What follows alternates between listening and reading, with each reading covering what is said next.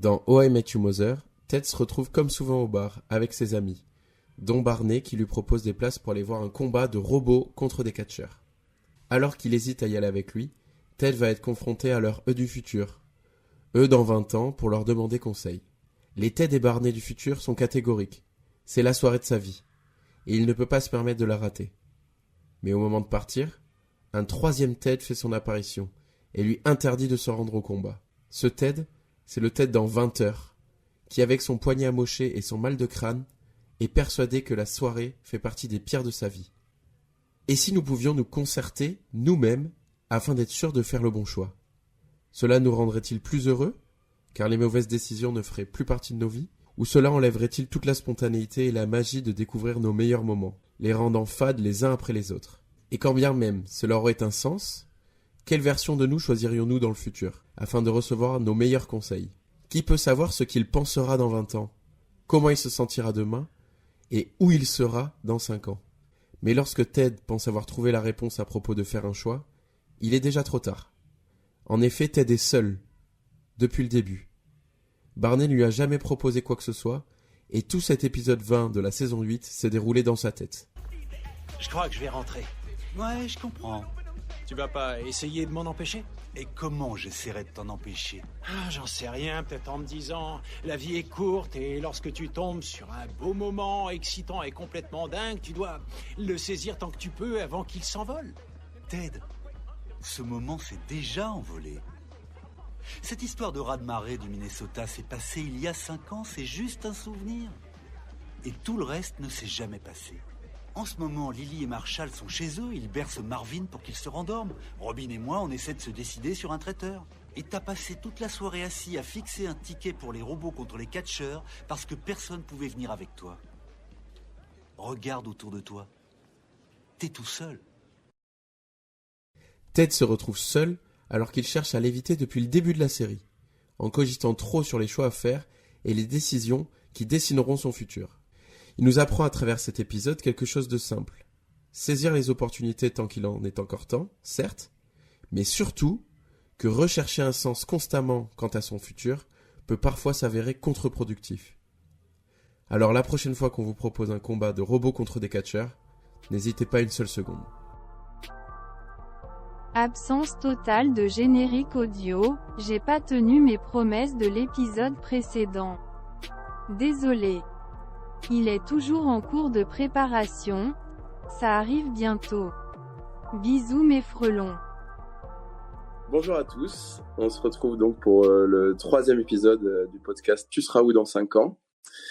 Merci pour tous ceux qui m'ont envoyé des retours sur le 2e épisode et qui ont pu d'ailleurs écouter le premier au passage.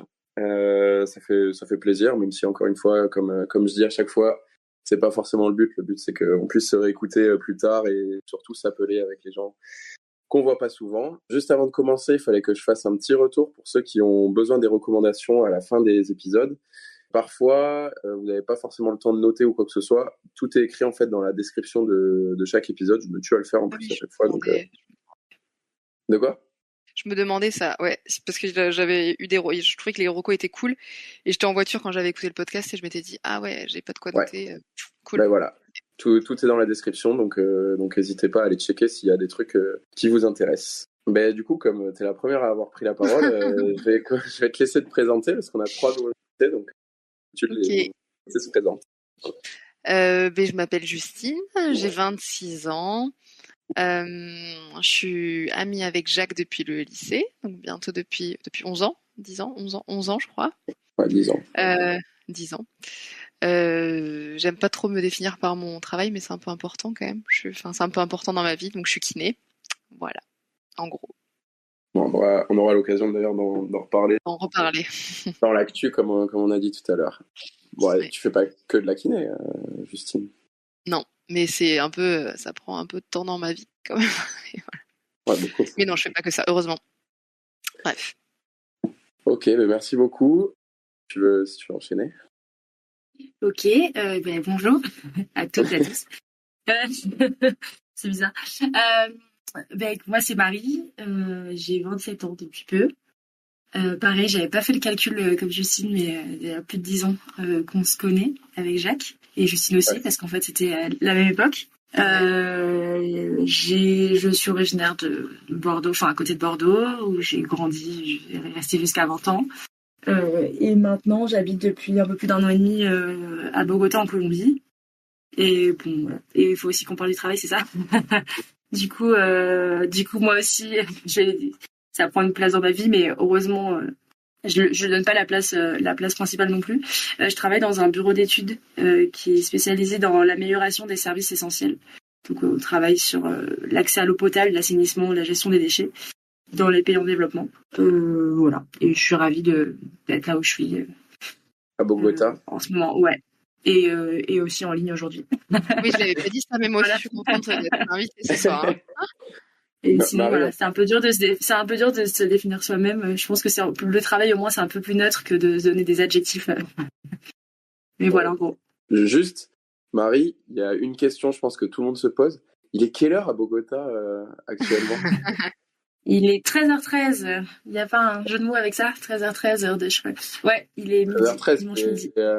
C'est M. Il y a une personne qui commence par un M qui pense à toi. Sachant que nous, les 19h13. Oui, voilà. C'est le truc parce que les gens. On a 6 heures d'écart l'hiver. Ouais. Et 7 heures l'été. On finit avec quelqu'un qui me connaît depuis plus de 10 ans aussi, je crois. Voilà, donc faites pas les malines, en fait. Du coup, moi, c'est Claire. Donc, du coup, je suis la sœur de Jacques. Et puis, il dit tout le temps qu'il est le frère de Claire Parisi. Donc là, il est bien content puisque je suis la sœur de Jacques. Du coup, moi, j'habite à Calais actuellement. Donc là, je suis sur Bordeaux pour un court week-end parce que je jouais pas loin hier. Mais du coup, normalement, je suis sur Calais où je fais du basket. Il est quelle heure à Calais environ actuellement? Donc, décalage horaire. Voilà. C'est un décalage sociétal là-bas. Bref. Ok. Et rapidement, parce que c'est le nom de la petite présentation au début, est-ce que tout le monde est heureux ou est-ce que vous avez des trucs à dire en ce moment de votre mood actuel? On refait dans le même ordre, peut-être Justine. J'ai tout pour être heureuse. Ouais. En ce moment, vraiment, tout va bien dans ma vie. Je pense que j'ai eu un petit passage à vide, mais comme tout le monde en début d'année, là, en janvier. Pas un bon mood, il faisait pas beau, il faisait froid, j'avais pas d'objectif à très court terme. Voilà. Ouais, c'est ce qu'on disait dans le premier épisode, ouais. Voilà, donc c'était pas ouf. Là, pareil, on va peut-être en reparler dans le podcast, je sais pas, mais il y a eu des choix importants à faire qui m'ont un peu angoissée, qui m'ont fait me poser plein de questions dans ma vie. Et du coup, petit passage à vide, mais bon là, ça va, ça va mieux.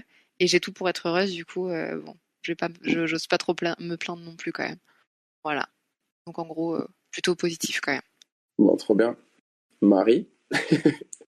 Moi aussi, ça fait peut-être un peu bisounours, mais non, tout va bien. Je me sens vraiment bien ici.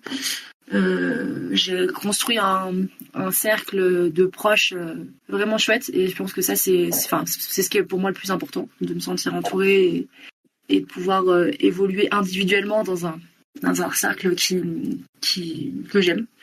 Et pareil, je pense que, j'ai l'impression aussi, on en parlera peut-être plus tard, d'être un peu dans une phase où on se pose beaucoup de questions sur où on va, ce qu'on fait. Donc parfois, ça peut être un peu déstabilisant, mais moi je le vois de façon hyper positive et voilà. Donc ça va, tout va bien. Et le temps, nous, c'est un peu l'inverse en fait. Il a fait très très beau décembre, janvier, février. Et là, la pluie arrive, donc c'est l'inverse en fait. Le soleil va arriver en France et moi je me tape la pluie. C'est un podcast météo en fait. Ça. Non mais mine de rien, pour moi c'est hyper important sur le moral. Non mais vraiment, je pense que ça joue sur les états dépressifs. Oui, non mais clairement. Moi à Calais il fait tout le temps mauvais. Donc, voilà. Est-ce que tu es heureuse avec le temps qu'il fait à Calais? Pas facile. Non là pas le meilleur des moods parce que du coup au travail dans le basket c'est pas hyper évident, la saison elle se passe pas super bien, mais après j'ai la chance d'avoir quand même des coéquipières avec qui je m'entends super bien, donc au moins cet aspect-là il est cool.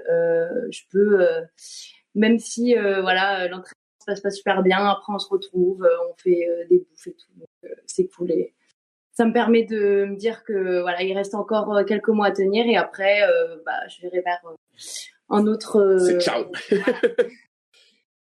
C'est quoi la suite pour toi après? Je sais pas encore pour l'instant. Elle peut pas le dire. C'est vraiment confidentiel. Non, je sais pas encore. Ça n'a pas totalement démarré, mais je sais que voilà, pas rester en tout cas là où je suis. Ok. Bon, parfait. Toi, Jacques, t'es heureux? Je te dis pas si t'es heureux ou pas, toi. le running gag. Trop content. Le running gag de début d'épisode. Moi, ça va.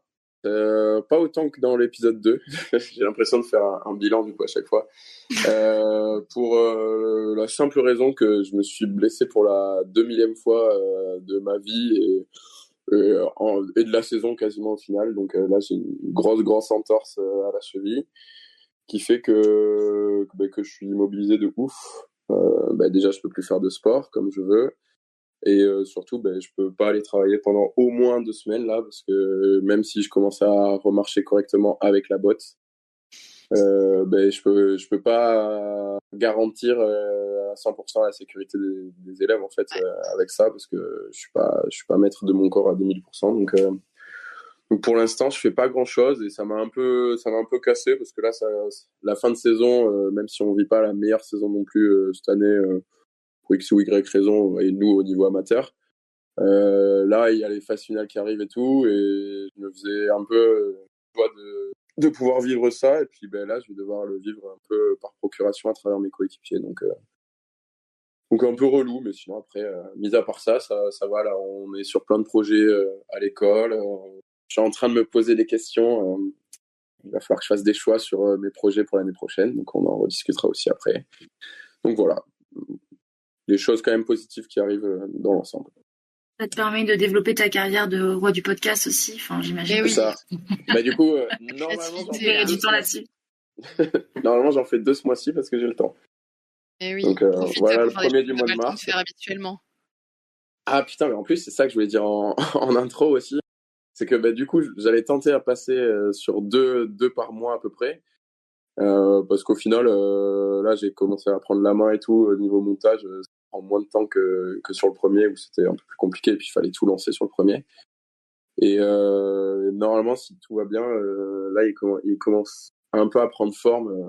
On va arrêter un peu les crash tests, donc j'espère que celui-là continuera à progresser par rapport à l'épisode 1 à l'épisode 2. Voilà, par rapport à tout ça.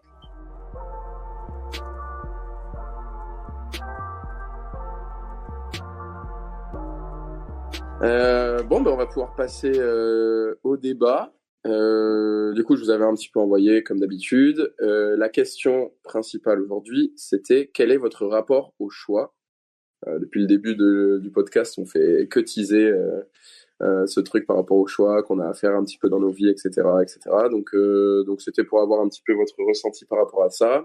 J'ai préparé quelques petites questions que je vous avais envoyées aussi. Et avant de débattre globalement sur votre rapport au choix, je voulais savoir quel était le choix en fait le plus compliqué que vous avez eu à faire, que vous avez dû faire en fait dans votre vie. Est-ce qu'il y a quelqu'un qui a une idée par rapport à ça ?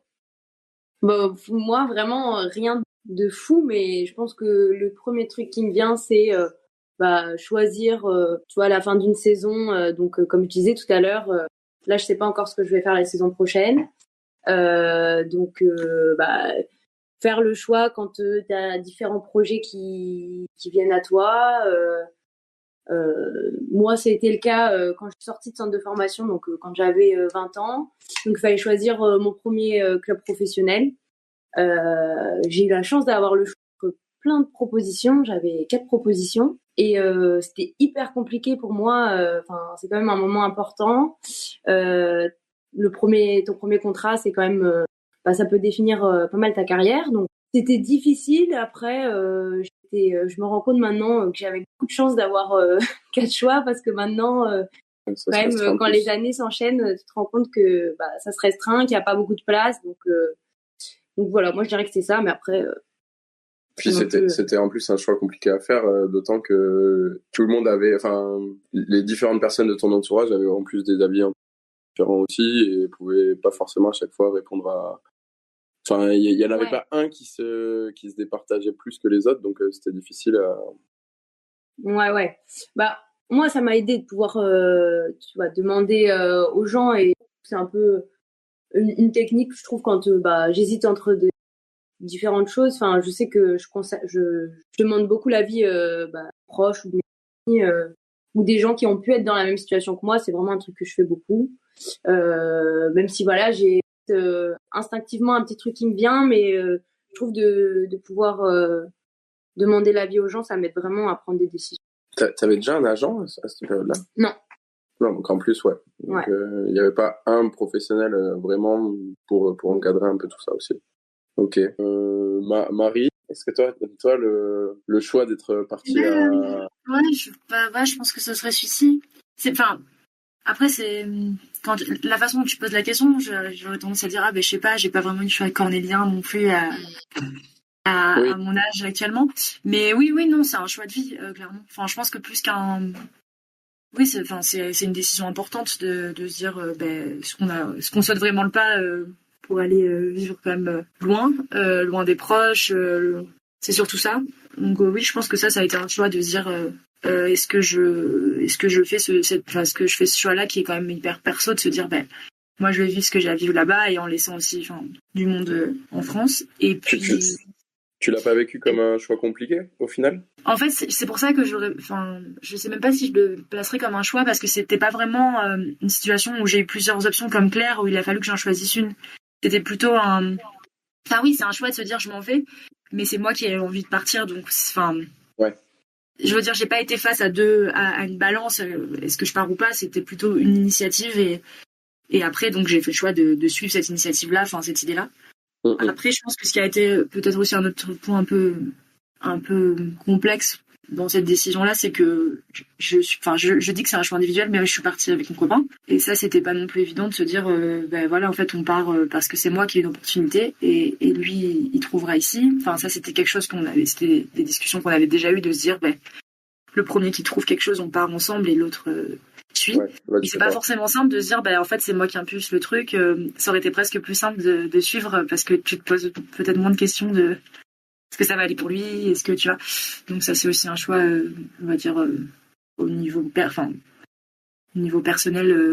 dans une relation aussi, de dire ça va quand même changer pas mal de choses, c'est des sacrifices aussi, donc voilà.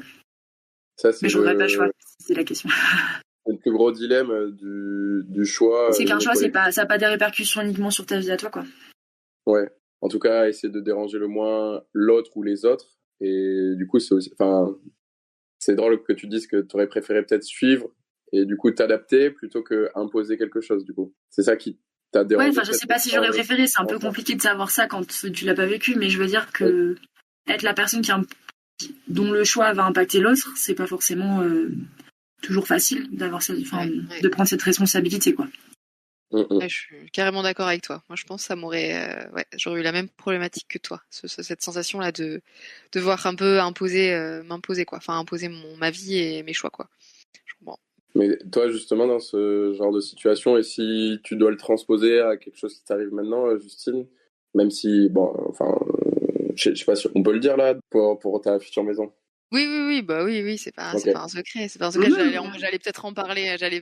Tu l'as dit en tout début dans l'intro quand tu te présentais, mais justement faire ce choix pour moi c'est un choix de passer de franchir un cap et d'acheter quelque chose à deux, du coup avec Louis. Comment toi tu le perçois, et comment est-ce que déjà c'est plus simple de se dire de le faire à deux, ou justement c'est peut-être quelque chose de plus compliqué à percevoir? En fait, j'ai l'impression que pour la plupart des gens, c'est assez naturel d'acheter. En fait, c'est la continuité des choses normales. On se met en couple, les choses avancent, on s'installe ensemble, on prend un appart, puis dans un second temps, on achète un truc parce que c'est bête de mettre un loyer. Enfin voilà l'argument que tout le monde me sort. Mais en fait, moi, mes parents, ils ont toujours vécu en location. C'est assez rare, mais mes parents, ils ont aucun bien et ils ont toujours vécu en location. Donc pour moi, acheter et avoir un truc à soi, c'est quelque chose qui est absolument pas naturel et qui est pas intuitif, quoi, du tout. Et donc moi, on m'aurait dit tu restes en loc toute ta vie, je me serais peut-être dit ouais, go, pourquoi pas.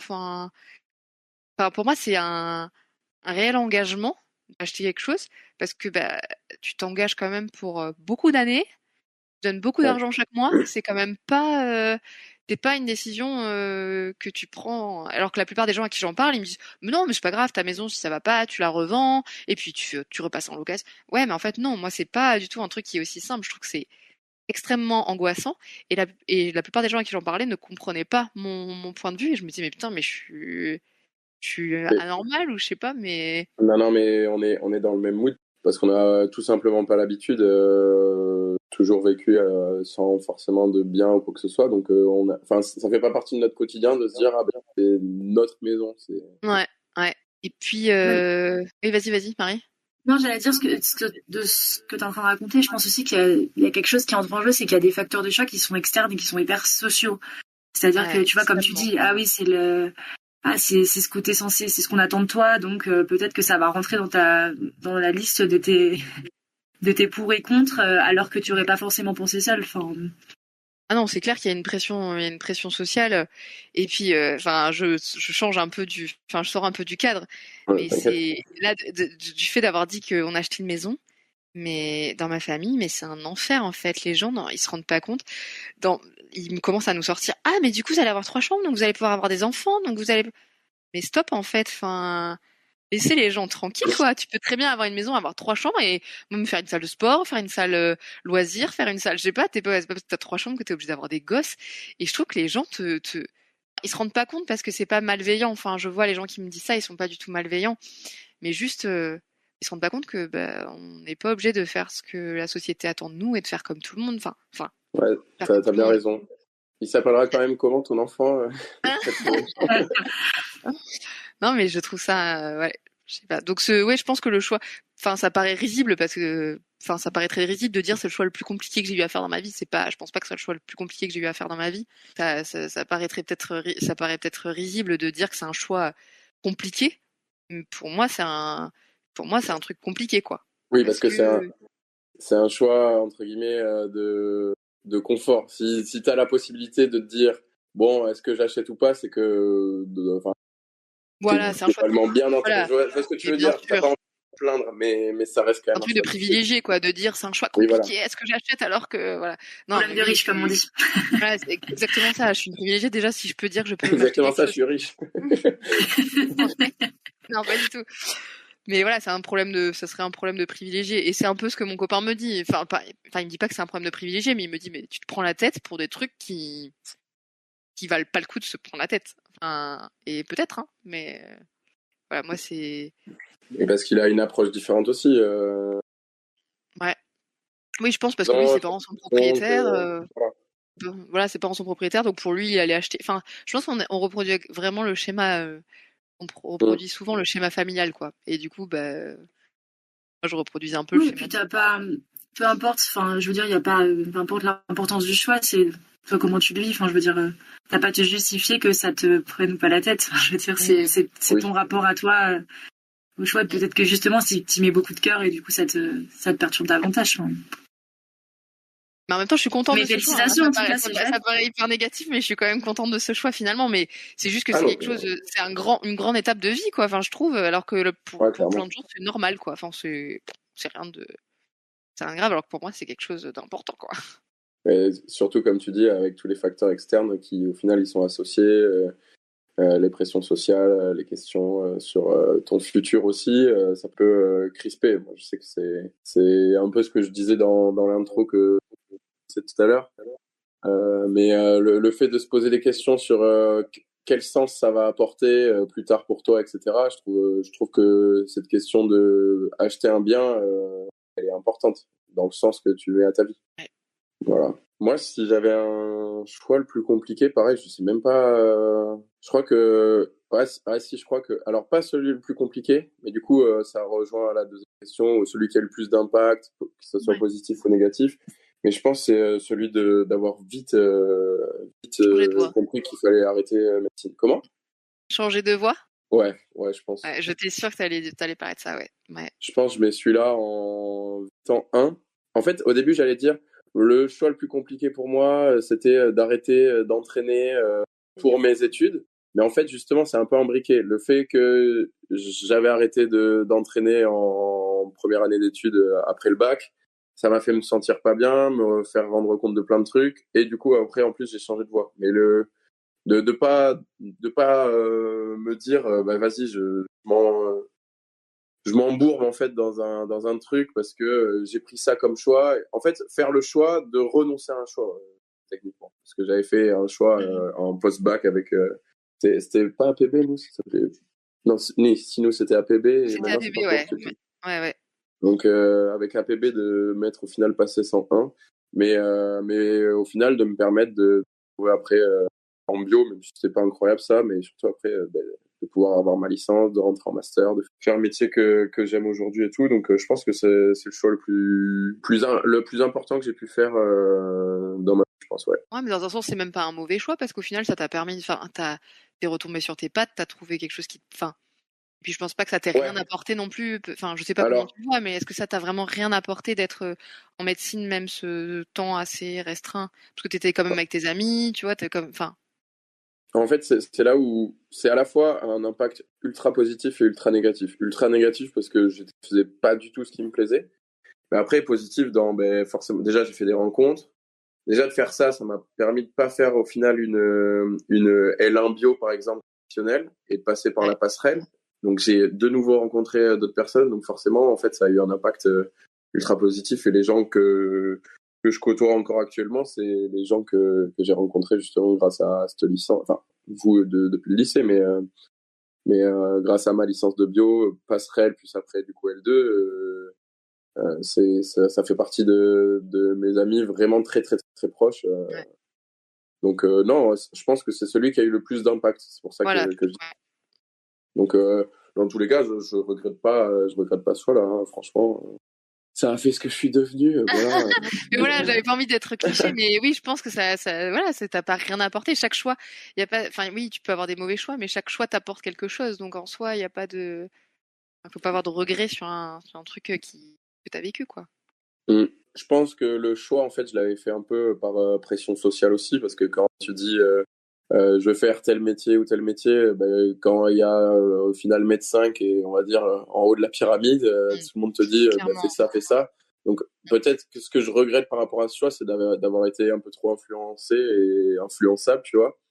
Et justement, après, on y reviendra sur nos manières de faire des choix, et ça peut-être que ça me saoule, mais du coup, ça m'a aussi fait prendre conscience que maintenant, pour mes choix, il fallait que je prenne du recul et que je choisisse vraiment ce qui me plaît et ce que je considère être le mieux pour moi plutôt que ce que les autres considèrent Attendre de moi, les a priori en fait par rapport à tout ça. Mais moi je trouve qu'à cette époque, je veux dire à cet âge-là, c'était pas forcément évident non plus. Enfin, pour en avoir parlé pas mal autour de moi avec des amis de.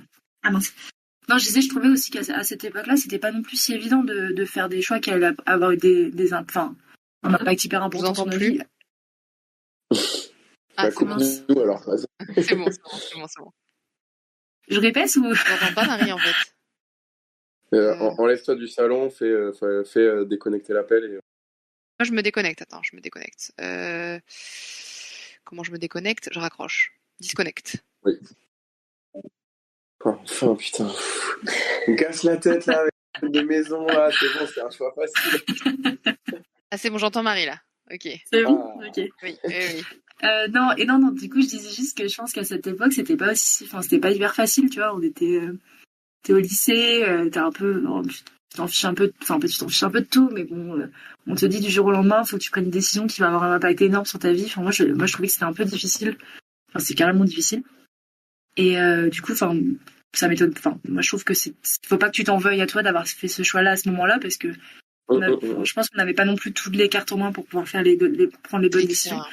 Et moi, j'ai l'impression que ça fait que depuis pas longtemps peut-être quelques années, que je me pose beaucoup plus de questions sur mes choix, parce qu'avant, je me laissais un peu plus porter en me disant, bon, on verra ce qu'il a, on verra ce qui vient, on verra qui je rencontre, on verra, tu vois.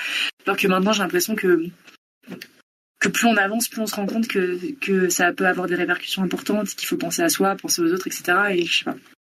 Alors, c'était vraiment pas du tout facile à 18 ans de dire où est-ce que je vais finir. Tu te projettes moins aussi. Ou alors justement le fait de trop te projeter, tu te dis mais enfin comment je peux savoir, donc au final tu prends pas forcément, enfin tu essayes d'en prendre moins compte. Mais du coup, oui, par rapport à ce que tu disais, que maintenant au final pour prendre un choix tu te concentres un peu plus parce que tu commençais un petit peu à prendre de l'expérience et à comprendre les choix que ça pouvait les répercussions que ça pouvait avoir.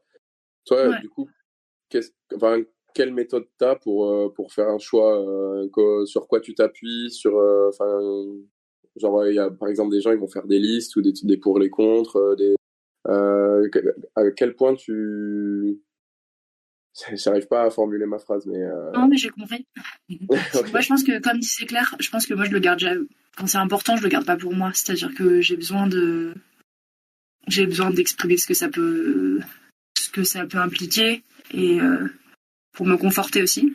Après, ça veut pas dire que c'est pas moi qui prends la décision finale, mais et repenser au choix passé et comment ça a fini pour pas reprendre les mêmes décisions si elles ont été bonnes ou pas, quoi. Je sais pas si c'est une méthodologie, mais la communication. Non, mais... Ok.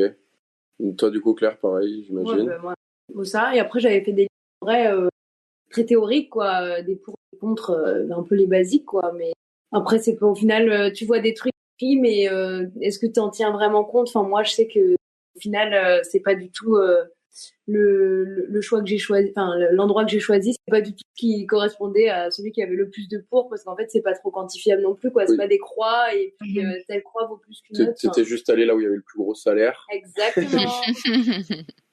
Quand t'étais trop bien payé.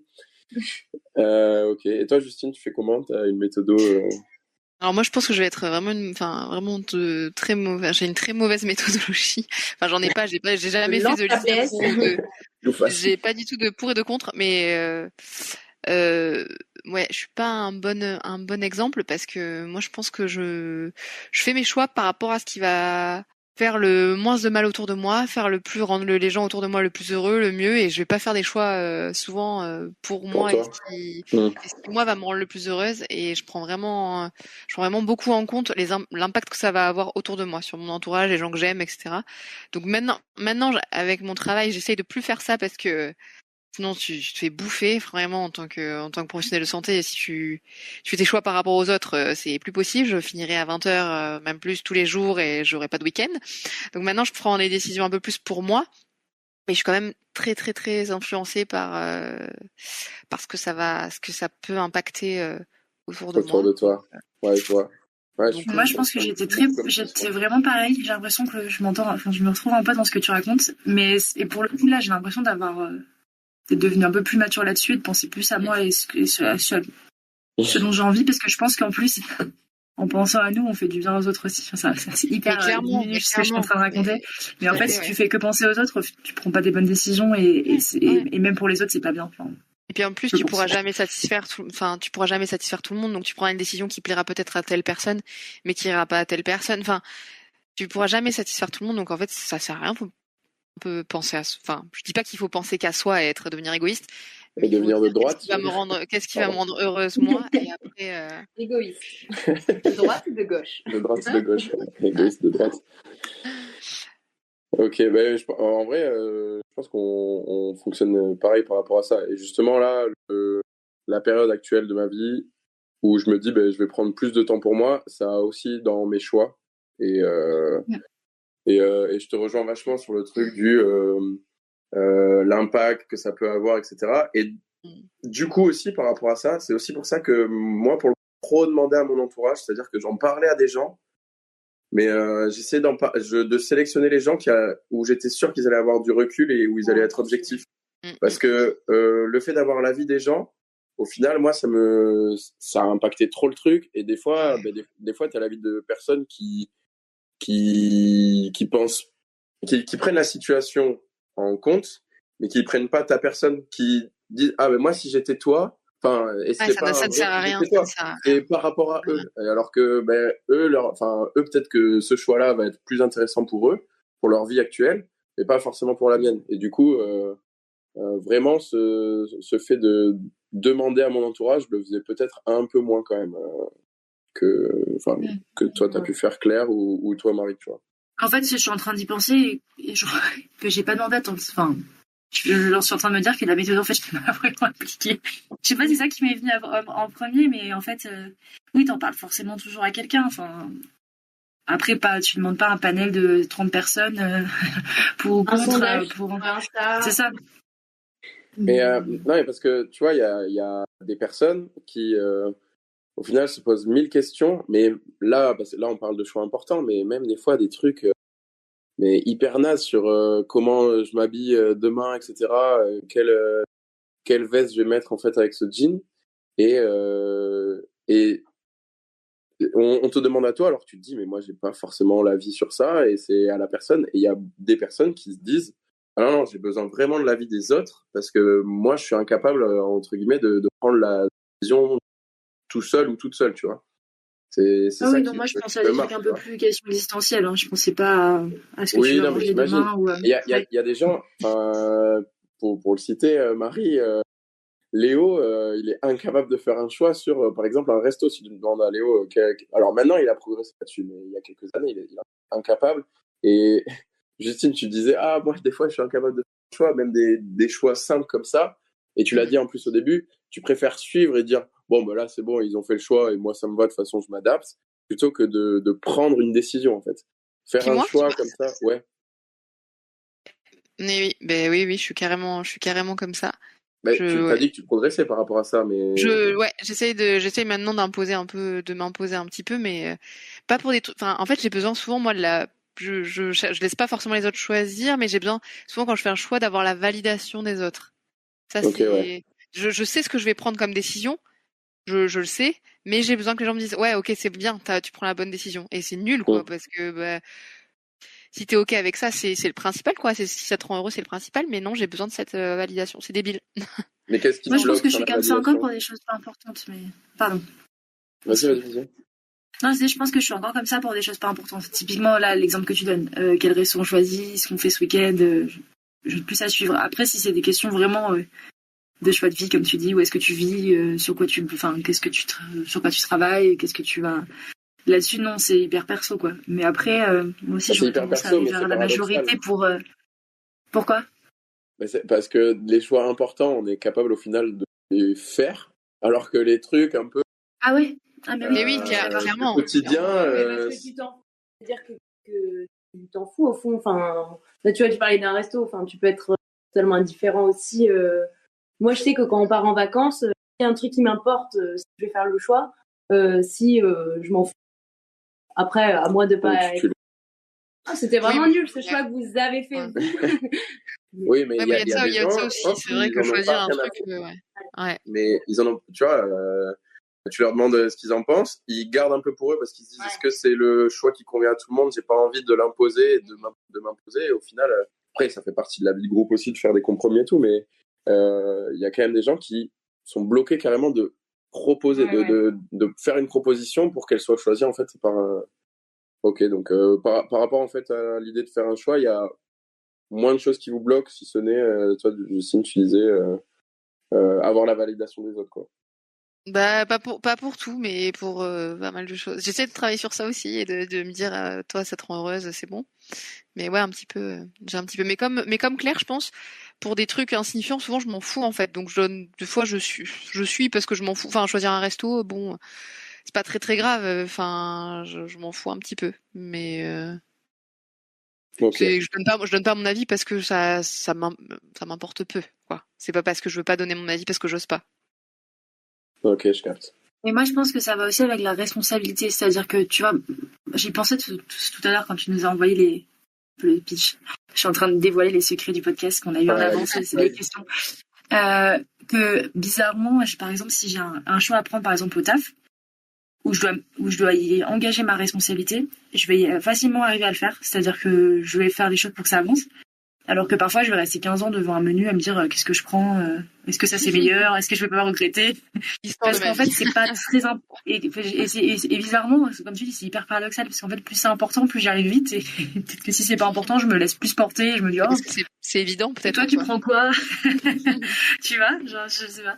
Parce que je me sens moins portée par un truc où il faut que je fasse un choix vite et du coup, je m'en fiche un peu et Sauf que nous, comme la bouffe, c'est hyper important avec Oui, Jacques, oui, on clairement. sait pas faire. C'est ça le problème. Et d'ailleurs, on prend tous les plats. On est très gros. Un jeu. Ok, bon, ben, merci par rapport à tout ça. Juste la dernière question pour ouvrir un petit peu par rapport à tout ça.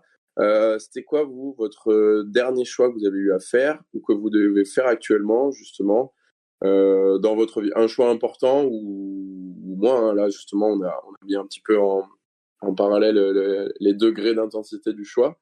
Toi, Claire, t'en as un peu parlé là dans l'intro, mais Ouais, mais tu vois là, nous, la période des transferts n'a pas démarré. Donc, franchement, là, j'ai pas de choix récent, pas de truc qui me vient. ouais, mais du coup, le choix que tu vas devoir faire, Oui, ça va être celui-là. ouais, totalement, ouais, un choix professionnel, quoi. Il fallait jouer en Alaska, désolé. Ok. Marie, toi, tu m'as dit que tu n'en avais pas du tout, que tu séchais ça. Actuellement, non, j'ai pas vraiment de choix à faire. Si ce n'est de pas faire de choix et de continuer là où je suis, faire ce que je fais.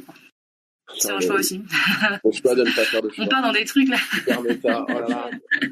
Toi, Justine, la maison ou autre chose? La maison et puis le cabinet, enfin là où je travaille, pour l'instant ça me plaît, mais on parlait avec une de mes collègues de peut-être monter notre cabinet toutes les deux.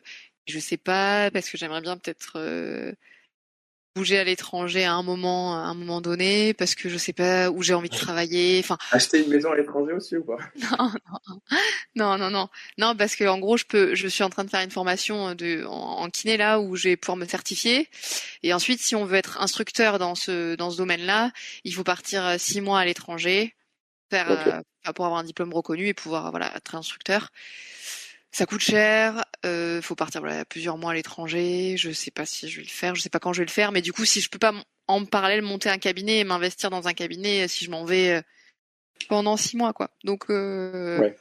pour l'instant, je reste où je suis et je vais attendre de voir ce que je fais. Tu peux faire dans l'autre sens, du coup, faire ta formation et puis après, quand tu reviens. Ouais. Mais je me demande aussi, est-ce que j'ai envie de monter un cabinet, en fait. Je me demande, parce que la condition de collab, là, ce que je fais, assistant collaborateur dans un cabinet, on n'a pas de part dans le cabinet. Et donc, on n'a rien à gérer concrètement. Et c'est assez confortable. C'est oui, quand même assez confortable. En termes de matériel et tout, tu veux dire aussi en plus termes de gérance, quoi. Enfin, on n'a rien Ouais. à gérer, quoi. Tout est fait par les titulaires. Et nous, on donne juste un loyer par mois, qui peut être plus ou moins important. On donne juste un loyer, donc une part de ce qu'on gagne, pour compenser le fait que les titulaires payent des femmes de ménage, des secrétaires, du matos. Ils gèrent tout, ils gèrent l'électricité, ils gèrent tout ça. Et nous, on gère rien, on donne juste notre loyer, et puis on vient travailler le matin, on repart le soir, et puis c'est tout, quoi. Ouais. Donc c'est quand même hyper confortable. Donc est-ce que j'ai envie de me lancer dans un cabinet, acheter du matériel, avoir encore un prêt? C'est angoissant d'avoir plein de prêts, de devoir plein d'argent à plein de banques. Donc voilà, est-ce que j'ai envie de ça tout de suite? Je sais pas. Je sais pas si j'aurais envie de ça un jour, quoi. Futur choix alors. Ok. Futur choix. Moi, mon choix actuellement, là, je suis en train de me poser des questions par rapport à l'année prochaine et à mon engagement associatif. Donc, vous savez que du coup, avec le basket, je suis assez engagé dans le milieu associatif. Cette année, j'ai pris un peu de recul là depuis décembre pour plein de raisons, notamment qu'ils ont fait l'FDP avec moi, voilà. Mais j'attends de voir l'année prochaine en fait si je me relance là-dedans, si je continue en fait dans mon club de Saint-Bruno. En gros, il y a 3 trucs. Il y a ça. Je me posais la question de pourquoi pas changer de club aussi pour entraîner une équipe ou être assistant sur une équipe et pourquoi pas essayer d'être sur un niveau un peu plus relevé en termes de compétition, on va dire. Et le troisième choix, je sais plus si j'en ai parlé Justine l'autre jour. Si tu m'en as parlé, ouais, tu m'en as parlé. Le troisième choix là, c'est milieu associatif pour venir en aide à des étudiants qui n'ont pas de quoi pas assez de thunes en fait pour se nourrir et tout. Il y a de plus en plus d'assos qui sont comme ça. Et là à côté vers Péberlan là, il commence à se développer un truc. J'ai vu que Delivered là, c'est ça que je te disais Justine, j'arrivais plus à retrouver le nom, mais Delivered qui est pas mal implanté en France. Ils viennent tout juste d'arriver là sur Bordeaux depuis mai-février en fait. Ils sont en train de chercher des livreurs pour livrer directement chez les étudiants. Même des bénévoles pour s'occuper des denrées alimentaires, tout ce qui est hygiène, enfin tout ça dans les entrepôts. Donc je suis en train de me poser la question par rapport à ça, parce que ça m'intéresse aussi. Et que la demande est hyper forte partout. Et sur Bordeaux, du coup, je m'en suis aperçu là l'autre soir, mardi soir. Ils font tout le pâté de maison, je sais pas si ils font tout le pâté de maison, le Corazas-Lorraine, rue du Loup, rue de Cheverus là. Ça fait tout le tour. C'est pire qu'un concert. Il y a tellement de gens qui sont un peu en dèche qu'il y a du besoin, et ça me plairait de ouf. Et en même temps, j'ai pas envie de lâcher le basket et de lâcher, d'entraîner une équipe, parce que c'est ce qui me plaît aussi de dingue. Donc là, pour l'instant, c'est la question que je me pose. C'est le futur choix que je vais devoir prendre. Et rapidement, parce qu'il faut que je donne une réponse assez vite là pour. Et si je veux aller dans un autre club, il faut que je me mette à chercher aussi assez vite. Donc, dans les futurs épisodes, vous aurez la réponse de la suite. Oui, sure. See you next time.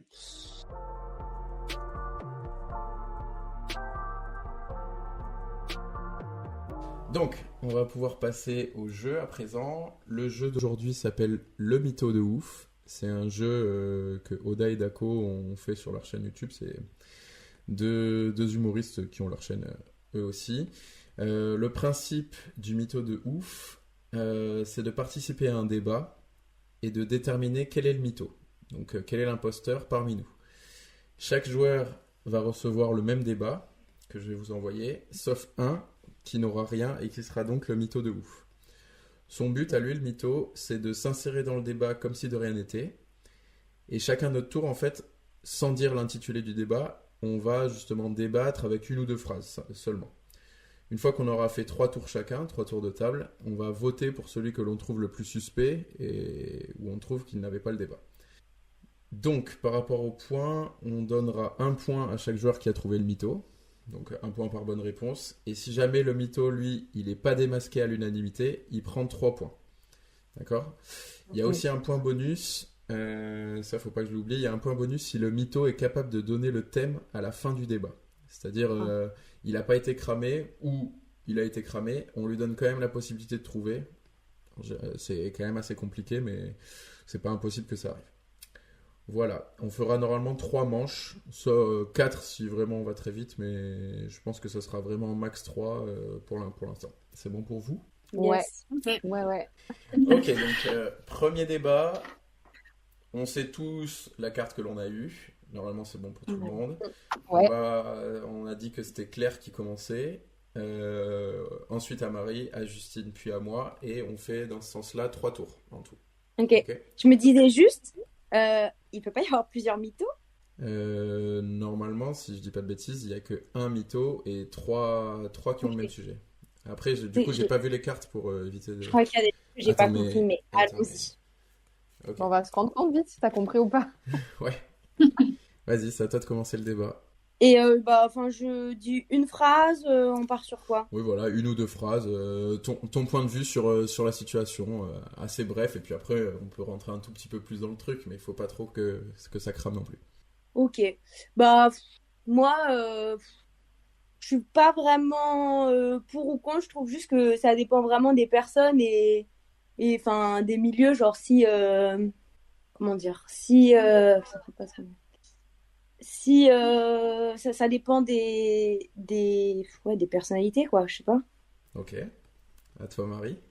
Ah, je dirais pas vraiment. Enfin, oui, des personnalités, mais c'est plus une histoire de sensations. Je dirais. Ça te procure pas du tout les mêmes sensations, finalement. Oui. Ben... Ouais, et puis ça dépend si t'as envie de rester chez toi, si t'aimes plutôt sortir et pour l'aspect un peu plus culturel, quoi. Ouais, pour rebondir à ce que tu dis là, Justine, même je pense que ça dépend de la taille de ton porte-monnaie, parce qu'il y en a un qui... Enfin, il y en a un qui peut coûter très cher, quoi. Ouais.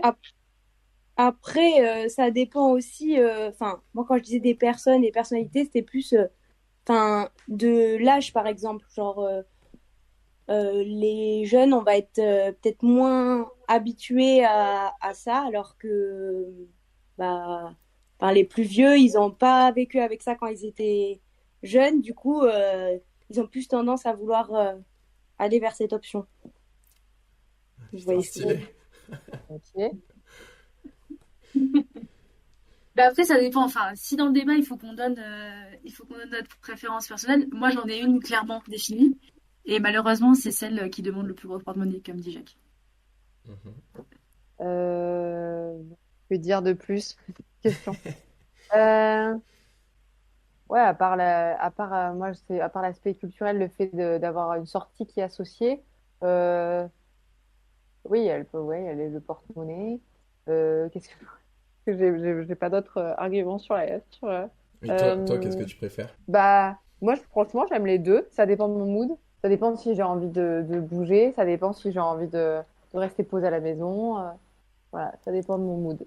Moi, c'est vrai qu'il y en a un que je fais pour les grandes occasions, mais l'autre me saoule très rapidement pour tout ce que ça implique en amont. Mhm. Euh, Moi, je pense que ça dépend aussi des habitudes qu'on nous a données, enfin, quand on était petit ou pas, si on a eu accès. Après, ça revient un peu à ce que tu dis, Jacques, par rapport à, bah, ça coûte cher, donc est-ce qu'on a les moyens ou pas?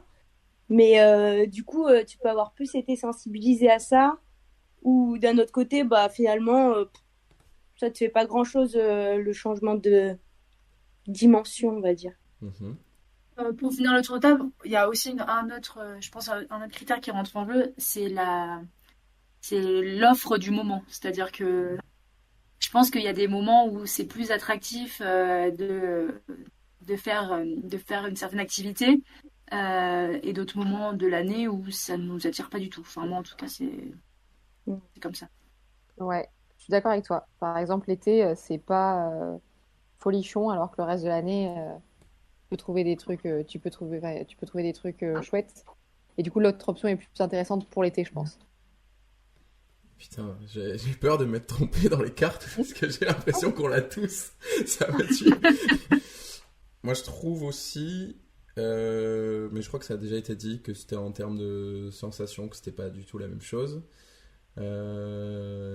Et pour finir, euh, qu'est-ce que je pourrais dire de plus? Panique pas, surtout, espèce de mytho. Non, pas du tout.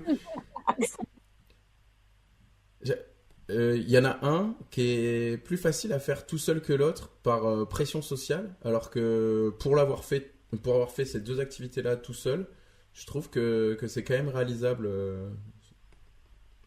seul. Mais il y a très peu de gens, enfin, très peu de gens qui acceptent de le faire tout seul en tout cas. Ok. Ouais. Voilà. Bon, C'est vrai. on va pouvoir passer à la Au vote. délibération. Comment ça se passe le vote? En gros, pour le vote, là déjà on va se défendre. Déjà on va dire si on a des doutes sur quelqu'un. Ouais, moi sur toi. Ok. Ensuite, une fois qu'on a exposé nos doutes et nos défenses, un peu comme au loup-garou en fait, on vote pour quelqu'un, on dit moi je vote pour un tel, un tel, un tel. Et Ok. à la fin, voilà. Ça Ben, marche. vas-y Claire, commence parce que ça m'intéresse ce que tu as à dire. Je vais pas te mis trop de temps à la fin. À la fin, j'ai mis du temps, mais c'est drôle parce que toi, au début, j'étais sur toi parce que t'as commencé et t'as été assez large, justement, je pense, pour nous troubler. Et dès le deuxième, soit on t'a fait une masterclass, t'as direct réembrayé. Et je pense il y a deux trucs qu'on peut penser et au final, tout le temps, nos réponses, elles rentrent dans ces deux débats, celui qu'on a pour ceux qui sont avec moi et celui qu'on n'a pas. Et je pense que soit t'as été très forte, soit du coup t'es pas la mytho parce que vraiment tes réponses 2 et 3 elles m'ont convaincu de Ouais, ouf. c'est troublant. On a l'impression qu'il n'y en a pas, non? Enfin, Ah, moi, je Ouais, trouve que tout le monde était on a bien chaud, joué, je justement, au trouve. contraire. Moi, je Ah bon? trouve que nous deux, Marie, on était assez large au début. ouais. Justine, t'as foncé assez droit. Du coup, je me suis dit, bon, Justine, non, tu vois. Et après, Jacques, t'as rebondi, mais je me suis dit, bon, enfin, ça aurait été quand même. C'est vrai, je suis parti direct. Moi, premier truc, j'ai mis sur le porte-monnaie parce que c'est la première chose à laquelle j'ai pensé. Parce que j'ai peur de me cramer en disant ça, mais je suis passé à un âge où maintenant, genre, pour moi, c'est cher. Ouais, ouais. Et du Ouais, coup, ouais, genre, ouais. Surtout que ça évolue aussi. du coup, c'est ce que je voulais dire Et en du coup, ça, premier. j'avais pas trop, ça, j'avais pas trop compris, tu vois, ton truc de l'argent, mais bon, bref, on y Et reviendra. c'est vrai que Justine, dès ton premier truc, pour moi, t'étais pas mytho. Du coup, au début, Oui, mais j'étais là, après, bon, si c'est je peux me clair. permettre, Et comme toi, t'étais ok, très forte, je me suis dit, c'était Marie. Mais vas-y, dis. si je peux me permettre, il faut pas être trop. Enfin, parce que là, tout le monde dit ouais, il n'y a pas de mytho et tout, donc ça veut dire que le mytho, il va être pour deviner, ou alors C'est pour c'est ça qu'il faut juste pas trop donner c'est un peu d'indices. chier, mais Là, Ouais, j'ai chié dans ouais. la colle en donnant un indice. moi, j'hésite Mytho. vraiment entre un des deux Parisis. Parce que Justine, t'as été beaucoup trop sincère et beaucoup trop direct dans le truc. De toute façon, Justine, elle peut pas mentir. Votons. De toute façon, je ne sais pas mentir, hein, préparez-vous, vous allez me Mais notre avis tout punaise, de suite. mais j'allais droit sur Jacques. Et là, ce que tu viens de dire, j'ai envie de voter Claire. Mais du coup, moi, elle me met le doute parce que effectivement, je pense qu'elle est capable aussi de dire que là, on a été trop précis et qu'il faut faire attention pour le mytho, alors que elle, ça l'a aidé sur la partie, tu vois. Et donc Moi, Bon, allez, votons. moi, c'est entre Claire et toi, mais j'hésite trop. mais Marie, toi aussi, hein, je sais pas trop, hein, si t'es pas. Marie a Enfin, pas je été très t'entendrais. précise, Ouais, mais je t'en- j'avais l'impression que Après, elle est intelligente, elle a dès le trouvé. premier tour, ça avait quand même du sens, tu vois, sans être trop. Et Bah, moi, en même temps, ta réponse dis au début, franchement, pour Claire. alimenter le débat, j'ai intérêt à pas trop en dire dès le début parce que sinon, c'est long, quoi. Non, mais Ouais. moi, en T'as fait, plus d'infos. je vote pour toi, Claire. Je viens de me refaire ta première réponse et je me dis que t'as Ouais. réussi à J'ai posé beaucoup de questions au début, quand même. au Claire. début. J'avais Bah, du je mal dis à que ça dépendait trancher. des personnalités. C'était. Après, je peux pas dès le premier aller Ouais, hyper. mais tous les débats dépendent des personnalités, du coup, je me En vrai, suis dit. en vrai, c'est pas cool si c'était elle la mytho, que c'était Ouais. la première à passer. C'est Ouais. dur, franchement. C'est vrai. Bon, allez, Aïe, aïe, aïe. moi, je vote Claire. Moi, je vote Jack. Ah, putain, attends, ça veut dire que là, potentiellement, le mytho, il aura pas une majorité parce que moi, du coup, je vote Marie. Ben, moi, je sais pas si je vote Marie ou Claire. Ah, si, du coup, là, forcément, le mytho, il aura une Oui, majorité. mais il y aura deux. Tu votes Marie? Ça me perturbe les votes, j'arrive pas. Moi, je vote Marie, moi. Ben, là, pour le coup, c'est ton choix. Pour le coup, tu sauves personne, en J'allais fait. le dire, on retombe sur le sujet du choix. Justine, elle va pas y arriver si on l'aide pas. J'avoue. Je demande de l'aide dans ma vie. Bon, je vote Claire quand même parce que ta réponse du début, Ok. ça m'a. Qui était le mytho? Hey! C'était toi, putain, je suis dégoûté. C'est Putain, trop j'aurais. dur de démarrer. Non, mais attends, Oh Mais là t'as franchement, là. aucun pour, indice en sur- Mais démarrant, franchement, je pense que c'était hyper dur. bien ta réponse. Attends, et du coup, Alors, Claire, tu doutes, après, tu t'es super bien rattrapé en quel fait. est le débat? Mais Justine, par contre, t'es d'un conseil pour le mytho. Trop gentil. C'est quoi le débat, Claire? C'est Netflix ou aller au ciné. Putain, Mais- elle vient de mais nous mettre genre, mais- une masterclass. Attends, mais Mais qu'est-ce que j'ai dit en première phrase qui T'as t'a. dit soit on préfère faire chez soi, soit on préfère y aller, mais c'est la culture. Je suis sûre, allez hop. Ah putain, d'accord. Attends, déjà. Mais c'est dur d'être hyper. De parler de dire des trucs sans être trop précis, Ah ouais, quoi. mais c'est parce que t'as dit culture. Moi, je pense que. Je pensais qu'il y avait deux débats qui pouvaient s'entrechoquer. C'était genre resto ou. Le resto, ouais, je me suis dit Et- pareil. et Et quand moi, t'as en commencé, plus, je me suis dit, quand mais j'ai il parle dit de cuisiner, porte-monnaie lui, et mais tout pas de... machin, je me suis dit, je suis en train de m'enfoncer. Et je savais pas comment en sortir, surtout sur mon dernier truc. Mais attends, Justine, t'avais voté pour qui, toi? Pour Claire. Pour Claire, donc c'est Ah. bon, elle est... Ah, donc au final, si. Donc Claire, tu fais que un point sur le sujet. Et vous avez un point chacune. Pourquoi Justine et quand on Marie. trouve c'est qu'un point? C'est Ouais, nul. quand tu trouves, c'est un point. Ouais, mais t'as été démasqué. C'est Non, mais quand, par contre, quand elle t'es a pas vraiment démasqué, géré c'est la- 3 points. Ouais, Mais par contre. franchement, t'as géré, hein. Ouais, par contre, c'est stylé. D'ailleurs, commentaire, t'as très bien joué Claire, parce que moi j'ai failli lire dès le début, t'as demandé si tu pouvais pas rendre une capture d'écran. Et je me suis dit, donc ça veut dire qu'elle est pas mytho, parce qu'elle a besoin de se rappeler du débat. Ouais. Et en fait, t'étais Ah ouais, mytho, donc c'était t'as fort, vraiment bien joué, quoi. C'était fort, c'était Elle est- hyper fort. elle est Et très j'ai forte, failli ouais. le dire, et je me suis dit, non, on va devoir refaire tout. Et toi, Retirer la carte. c'était limite trop, tu vois, de demander ça. Je me suis dit, c'est un peu suspect quand même de demander ça. Ah ouais. Pourquoi enfin, tu peux retenir un débat, enfin, En fait, c'est pas C'est une vrai que phrase j'ai hyper longue pas non plus, sûr. quoi. Je vais m'inspirer des autres débats pour partir, quoi, parce que Ouais. je savais pas vers où aller. Ok.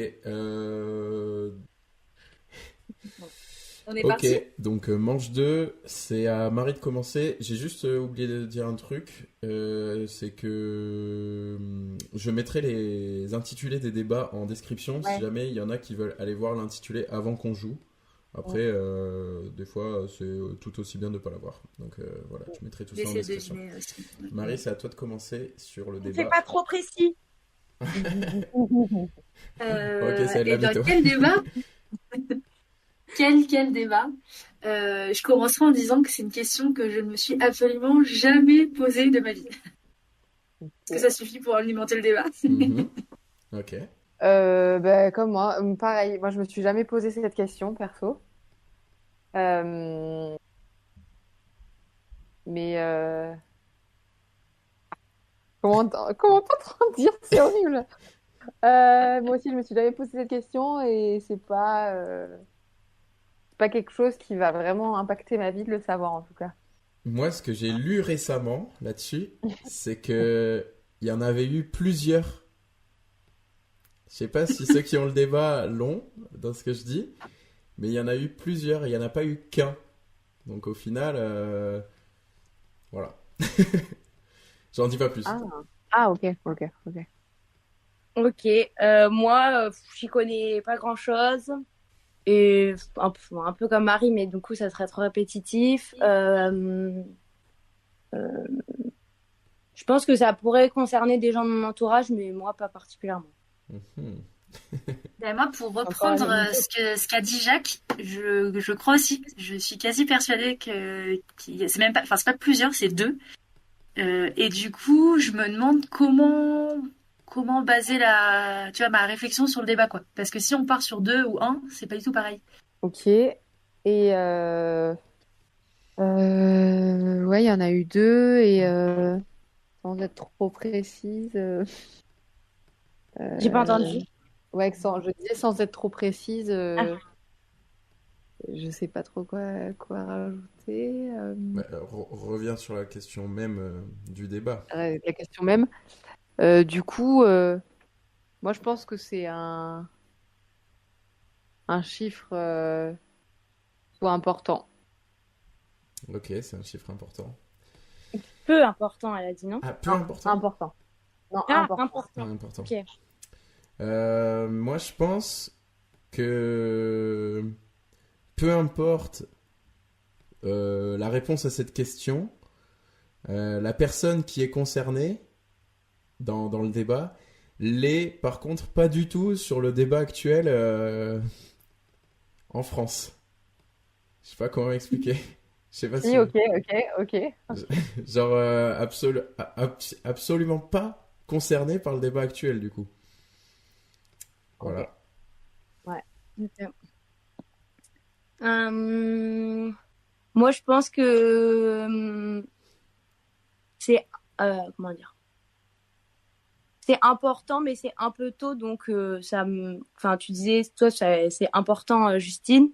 Moi, je trouve ça un peu trop tôt, personnellement. Du coup, ça me fait un peu. Enfin, si c'est important pour d'autres, mais pas pour moi, quoi. Est-ce qu'on fait un troisième tour? Ouais, moi je conclurai en disant que c'est plus ou moins comme ma grand-mère. Ok.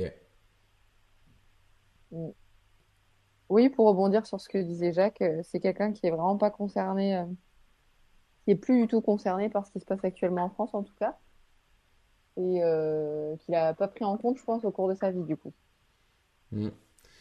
Moi, je pense que ouais, c'est quand même proche de 100 et que de toute façon, de là où il est-ce qu'il a eu vent de tout ce qui se passait en France actuellement? Vas-y. C'est bon, j'en ai marre. J'avoue que t'es mal tombé parce que la question était gavé dure. Mais c'est gavé dur, ouais. Hyper forte, quoi. Vraiment. Bon, on a Impossible de trouver. On a Vraiment, même pas besoin de débattre. Quelqu'un qui est mort, je sais pas, je comprends rien. Toi, t'es le moins clair du monde, en fait. Ouais, Jacques. mais justement, je me suis dit, alors là, je vais niquer tout. T'es tellement fort parce que t'arrives à montrer que tu n'étais pas le mytho, mais en vrai, en ne disant rien, quoi. Vraiment, t'arrives à avoir des réponses hyper fines, quoi. Non, c'est bien. Le truc il y en a eu 2, ça m'a fait trop rire parce que c'est vrai, il y en a eu 2 et une fois, un jour sur l'autre, moi j'ai capté que c'était pas le même. Je sais pas si je suis la seule à l'avoir vu. Moi j'ai tellement pas suivi. Est-ce que je pourrais en savoir un peu plus Ah bah, ou... attends. Ah mais non, pardon, vas-y. Essaye Non, de non, deviner, mais je pense que là, ça te fera 0 point quand même, Claire, sur cette manche. Non, j'ai rien compris vraiment. Et puis il y en a deux. Waouh. Le décès de quelqu'un, je sais pas, je comprends rien. En gros, le débat était quel âge a le père Fouras?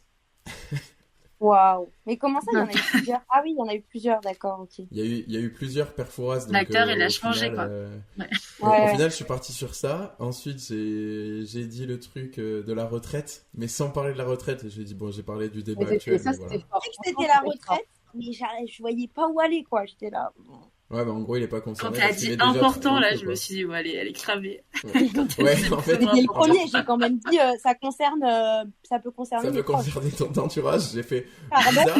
Et ensuite, Marie a dit, ouais, il y en a un ou deux. Et j'ai fait, oula, elle rebondit juste sur ma question. Bizarre, elle aussi. À chaque fois, vous me mettez un doute de ouf, toutes les deux, c'est abusé. Ok. Du coup, Vas-y, dernière donne-moi une carte manche. normale, en fait. Ça m'a Justine. prouvé 2 fois. Trop de là. stress pour ce soir. J'avoue que si c'est 3 fois, toi, là, bon, je cutterai C'est la dur, troisième hein. manche et je redirai troisième manche, on en refera une tant que t'es pas le mytho. Ok. Et c'est à Justine de commencer. Du coup, j'avais pas forcément d'avis sur la question. Je pense que ça dépend du contexte et du coup avec qui tu partages. Ok. Alors, j'allais dire que moi j'étais totalement pour, mais je suis assez d'accord avec cette histoire de contexte et tout, mais je vais pas mentir que je le fais tout le temps du coup. Vraiment, aucun souci avec ça. Ok. Moi aussi, je fais tout le temps. Vraiment, ça me fait ni chaud ni froid. Et je trouve ça relou les gens qui sont contre. Voilà. Ah bah putain, tu vas me trouver relou parce que moi, j'ai un avis un peu mitigé sur la question. Je le fais pas très souvent. Ok. À toi, Justine. Bah, c'est quand même bien pratique de le faire. Mais c'est vrai que ouais, je le ferai pas avec n'importe qui quand même. Ok. Ce débat est un peu stérile, je pense, parce que Ouais. Non, moi ça j'ai va compris. Vas-y.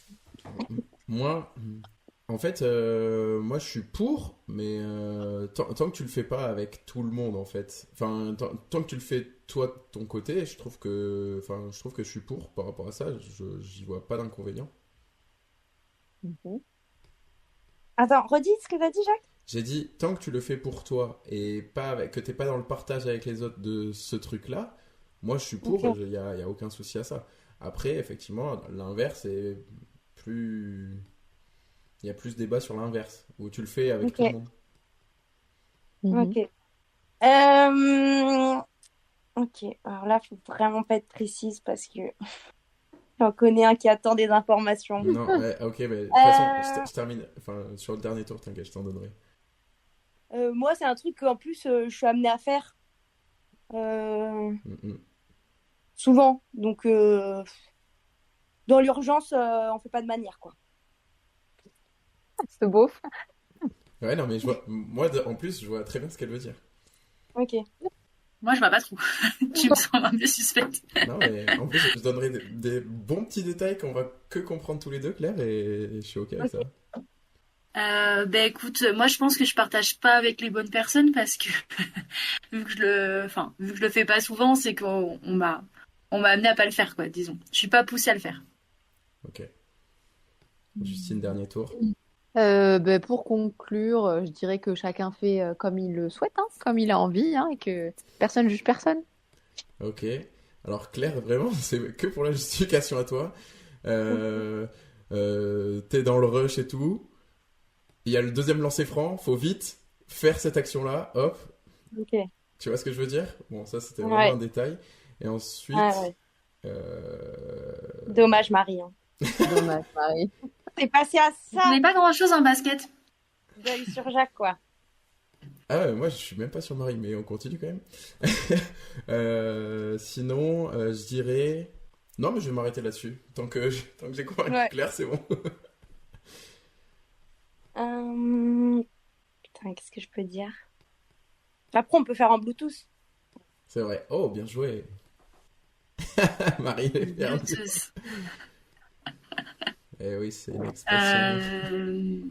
Ouais, non, là, j'avoue que j'ai du mal à rajouter quelque chose au débat. Enfin, en plus, on est parti sur un truc hyper général. C'est vrai, c'est la décision de chacun. Chacun fait ses choses, ses choix en fonction d'avec qui il partage. Donc, ouais, j'ai pas grand-chose à ajouter, je t'avoue. J'espère juste que vous me jugez pas pour le faire très peu souvent, quoi. Non, il n'y a pas de souci, Marie. Non, Claire a dit que j'étais relou pour ça, donc j'espère être invitée à un prochain épisode. Ok, bon, la délibération, hein. En vrai, c'est dommage parce que moi, je pensais aussi sur Justine qui était quand même. Mais bon, t'as bien commencé. Non, parce que Justine, dès le début, elle n'aurait pas pu partir sur ça si elle n'avait pas le sujet. Ouais, franchement. Ouais, elle a peut-être joué un pile ou face en mode est-ce que si c'est un pour ou contre, genre Ah, bah, du coup, c'était une chance sur deux. Elle a dit partager. Tu sais. Ouais, c'est vrai, c'est vrai. Je sais pas moi, si c'était le débat, c'était l'argent fait-il le bonheur? Enfin, je sais pas, ça n'a aucun rapport, genre. Enfin, Oui, je suis d'accord. tu vois. Mais d'ailleurs, je trouve ça bizarre. Enfin, bizarre. C'est vrai que j'étais un peu évasif pour pas donner d'indices, mais t'as eu des doutes sur moi sur le fait que je dise que Mais parce que c'était un t'as truc que dit, je partage, enfin que je T'as faisais. dit un truc, t'as dit un truc bizarre. T'as dit un truc partager bizarre, à- t'as dit, toi, si on le fait pour soi, ça va. Mais... Oui, c'est ça. Un peu Ouais, pour je soi, m'expliquerai mais après, mais bon, Oui, on ok, est d'accord je crois que qu'on je vois, vote mais tous pour c'est ça. Marie. Oui, voilà, il n'y a Oui, plus à autrement, débattre. je suis désolée, Marie. Mais c'est trop dur en Mais- plus d'être. Et en étant dernière du tour, quoi. Je me dis, Ouais. j'aurais joué première, je ferais rien de plus dur. Ah, mais Au c'est début, je clair, me hein, dis, premier. ça doit être un truc sexuel parce qu'elle a dit, ouais, ça dépend de ton partenaire. Ou je sais pas quoi. Enfin, ça dépend avec qui tu partages. Et bon, du contexte. Ouais. C'est vrai, Ouais, donc qu'on peut non, croire et à ça. incapable de, je sais pas du tout. Franchement, là, Le quand t'es débat. parti sur le basket, tu m'as perdu totalement. Allez, justement, Le ça aurait pu comprends, être un gros indice. En gros, putain, encore une fois, je prends pas la bonne carte. En gros, le débat, c'était boire à la bouteille pour ou contre. Et moi, en plus, je te connais un peu. Je t'ai déjà vu Ah boire à la ouais. bouteille. Donc, Ah, je suis pas en plus dans ma tête, c'était partager sa bouteille en fait. Dans ma tête, alors, vu qu'on a parlé Oui. de ça après, et c'est pour moi ça c'était que, partager sa comme bouteille t'es après. allé directement sur le partage, j'ai dit, mais en soi, c'est pas un souci de boire à la bouteille si tu le fais que dans ta propre bouteille. Et c'est pour ça Et que je du te coup, il y voyais avait pas- Claire, il y tu avait- buguais. Je me Ah suis oui, dit, je mais si, comprenais au tout ce que basket, tu t'as la racontais, tienne. Non, mais du coup, je crois que je suis partie sur un autre truc en fait, mais je sais pas pourquoi. De boire à la Mais bouteille c'est en soi. hyper dur. Hein. Je le Je sais fais pas si beaucoup vous plus vous souvent rappelez que ce que j'ai dit. Oui, j'imagine. Du coup, on a une gagnante. Parce qu'on est tous à 2 points. Sauf Justine qui est à 3 points et qui a fait une masterclass sur ces manches-là. Donc, Bien joué. donc bravo. Et donc, total des points. Donc, Justine 3, Claire, Jacques, Marie 2 et Mathéo 0. Ah, je suis bien contente de ne pas avoir été la mytho, putain. Oh là là. Quel enfer. De toute façon, Bon, cramer tout de suite. ce que je me dis, c'est que si toi, t'es la mytho, genre, ouais, tu serais déjà angoissé, tu serais là. Ça a commencé? Ça a commencé ou pas? Bon. Justine, calme-toi. Elle était j'étais stressée pour angoissée, nous, mais quoi. non, mais oui. Quand je savais que c'était vous le mytho, à chaque fois que c'était votre tour, je me disais, oh le pauvre, c'est horrible en vrai. Ouais, trop d'empathie. Mais justement, on va pouvoir en parler. Mhm. Parce que dans l'actu, ça n'arrive qu'aux autres. J'ai choisi de parler aujourd'hui des conditions des kinés, des erreurs médicaux quant aux réformes qu'ils essayaient de mettre en place. Apparemment, pour l'instant, c'est plus trop en cours, mais bon, je pense que à coup de 49.3 un jour, ça va passer, hein, vu que c'est à la mode en ce moment. Ouais. Et justement, après, faire le lien avec la coupure avec le travail, etc. etc. Donc, ce que je te propose, Justine, c'est que tu nous fasses juste une petite intro sur la réforme qu'ils voulaient passer, notamment sur les kinés, et puis après, on embrayera après de manière générale, en plus, sur le corps médical et sur les déserts médicaux. Mais toi, déjà, ce que tu en avais retenu de cette réforme-là? Du coup, juste pour recontextualiser, pour les gens qui ne sont pas trop au courant, il a été mis en place en France un zonage pour les kinés. De base, on pouvait s'installer où on voulait, on était diplômés, du coup, on s'installait dans un cabinet où on voulait. Et en fait, pour essayer d'étaler un petit peu les kinés autour des métropoles et qu'ils ne restent pas concentrés dans les villes, la Sécu a mis en place, en accord avec les syndicats, a mis en place des zonages pour les kinés, qui fait qu'on ne peut plus s'installer où on veut, on peut s'installer que dans des zones moyennement dotées, sous-dotées ou très sous-dotées. Et si on veut s'installer en zone surdotée, où il faut qu'on passe en commission devant le Conseil de l'Ordre, Donc, en attestant qu'on a ou une pratique qui est nécessaire dans cette zone, ou il faut que quelqu'un parte à la retraite, ou s'en aille de la zone pour qu'on puisse récupérer sa place. Oui, c'était ça, c'était une place. Dans ces zones, c'est une place libérée pour une arrivée, c'est ça? Ouais, voilà, c'était ça, voilà. Et petit à petit, en fait, ce zonage, il était en train de s'étendre parce que bah, du coup, les kinés sont en train de se mettre un peu dans la cube, un peu autour de la cube, un peu autour de la cube. Et en fait, du coup, bah, petit à petit, ces zones sont surdotées et ils veulent toujours nous repousser plus loin. Sauf que du coup, bah, comme enfin, les kinés, souvent, bah, c'est des jeunes. Enfin, ceux qui sortent d'école, c'est souvent des jeunes qui veulent rester en ville, qui veulent bosser, bah, en tout cas pas trop loin des grandes villes. Ils n'ont pas envie de s'expatrier au fin fond de la Dordogne et on peut les comprendre, quoi. Et là, Mhm. en gros, la réforme qu'ils voulaient mettre en place, donc ils voulaient un petit peu durcir ce zonage-là. Et en fait, pour être sûr que dans ces zones très très sous-dotées, il y ait des kinés qui s'installent, ils voulaient forcer les jeunes diplômés à aller 3 ans en zone très sous-dotée ou aller travailler en établissement de santé. Parce que du coup, en établissement de santé, on est hyper mal payé, Salarié, du coup. euh, salarié, ouais, en salariat, donc en centre ou à l'hôpital, mais notamment à l'hôpital, on est hyper mal payé. Et du coup, bah, comme il y a encore beaucoup d'écoles de kiné qui sont payantes, bah, en sortant d'école, les kinés ils ont envie de se faire des thunes et du coup faire plein de remplacements en libéral et travailler beaucoup pour se faire un peu d'argent et potentiellement rembourser leurs prêts. Ok, je capte. Donc voilà, il y avait déjà ça, c'était le truc le plus grave. Ça, c'était le truc le plus grave pour lequel vraiment on s'est battu et les syndicats, c'est pour ça que les syndicats ont refusé, surtout c'était ça, enfin sacrifier les jeunes générations et nouvelles générations en les forçant à aller en zone sous-dotée où personne ne veut aller et du coup bah, forcer les jeunes à s'installer. Et En le fait, risque en plus, tu me disais qu'il y avait des risques pour d'envoyer en fait les jeunes là-bas aussi, c'est que eux ils avaient donc un prêt à rembourser et que le mhm. risque potentiel c'était que ben, ces jeunes kinés qui pourtant veulent faire qui veulent pratiquer une kiné ben, intéressante, respectueuse, ben, ils allaient devoir peut-être passer outre leurs principes et devoir prendre beaucoup de patients en même temps, faire de la kiné un peu industrielle, entre guillemets, Ouais.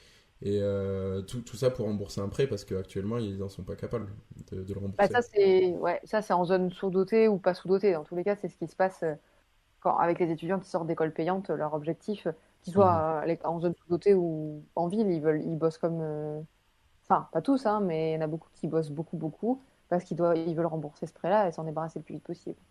D'accord, ok, Mais je bon, croyais qu'il y avait quand même un lien avec le fait que ce soit en sous-doté non. parce qu'en sous-doté, t'étais aussi entre guillemets obligé de créer un cabinet ou des trucs. J'avais compris ça dans ce sens-là. Non, mais moi, c'est plutôt le problème, c'est s'ils vont en établissement de santé, en fait. S'ils vont en Oui. établissement de santé, bah, pour rembourser leur prêt, c'est chaud, quoi.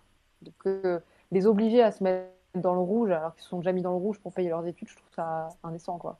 Franchement. Mhm. Pour faire le lien avec la réforme aussi là sur médecine, il me semble Mm. que sur médecine, ils voulaient aussi envoyer sur du stage, Ouais. forcer en fait à une fois que tu as fini tes 42 années d'études de médecine, t'envoyer justement sur des déserts médicaux pour pallier à ça. Et le débat, c'était un petit peu. Enfin, moi j'ai eu en plus la chance d'assister à une espèce de concours d'éloquence. Une espèce, c'est un concours d'éloquence à Bordeaux où il disait ben, le risque c'est qu'en fait les étudiants au bout d'un moment s'ils voient que les conditions de travail sont de pire en pire alors qu'on pointe déjà du doigt à celle-ci, on risque de perdre en fait nos étudiants en médecine, nos Mm. étudiants en kiné et dans les autres corps médicaux et ils iront s'installer en fait à l'étranger où les conditions sont quand même plus respectueuses de l'étudiant et du futur professionnel de santé. Donc Ouais. j'avais vu ça par rapport à tout ça. L'autre J'ai pas- point, oui vas-y. ouais. Non, je l'ai pas trop suivi pour les médecins, mais le problème, c'est que c'est déjà tellement dur, les études de médecine. Je pense Mhm. que les études, les stages, enfin, combien ils sont payés au niveau du taux horaire quand ils sont en internat, enfin, vraiment, c'est abusé. Et en fait, ils vont juste dégoûter encore plus des étudiants vraiment motivés qui aimeraient faire ça, de le faire, quoi. Mhm. Enfin, je trouve que c'est trop dommage, quoi. C'est vraiment trop dommage. Déjà que de plus en plus de jeunes et de soignants se désintéressent ou changent de voie parce que c'est trop compliqué, bah, humainement, et pour plein d'autres raisons. Parce que l'hôpital va mal, quoi, en France. Alors, en plus, s'ils veulent durcir l'internat, enfin, ou le rendre encore plus compliqué, ils vont juste perdre des gens, quoi. Ouais. Enfin, ouais. L'autre point, du coup, pour plus généraliser le débat, c'était la coupure avec le travail. Moi, je trouvais aussi que en envoyant des jeunes dynamiques qui ont quand même un métier qui reste quand même compliqué, où il y a quand même beaucoup de... on en parlait d'empathie, par exemple, à avoir vis-à-vis du patient, vis-à-vis de tout ça, etc. D'être envoyé... Alors, encore une fois, ça reste quand même pas... Il y a des métiers qui sont très compliqués, je dis pas l'inverse, hein, je dis pas qu'on a les métiers les plus difficiles du monde, mais le risque aussi avec ça, c'est la santé mentale, on y revient à chaque épisode, j'ai l'impression. Parce que quand tu pars loin, du coup, de chez toi et surtout dans un endroit qui est pas dynamique, qui est pas forcément adapté à ton rythme de vie en tant que jeune, de manière généralisée, hein, je parle, ça soit difficile en fait de sortir de son taf parce que tu rentres chez toi après avoir une journée compliquée et au final tu es dans un chez toi où il n'y a rien à faire, tu vas vite tourner en rond et c'est plus compliqué par rapport à ça. Et du coup je voulais recentrer autour de ça, je sais pas ce que vous en pensez et je voulais avoir un petit peu votre avis par rapport à la coupure avec le travail, ce que vous pratiquiez vous de votre côté. Juste pour rebondir à ce que tu viens de dire, ça a encore plus exacerbé ce fait de ne pas réussir à couper avec le travail dans des zones sous-dotées.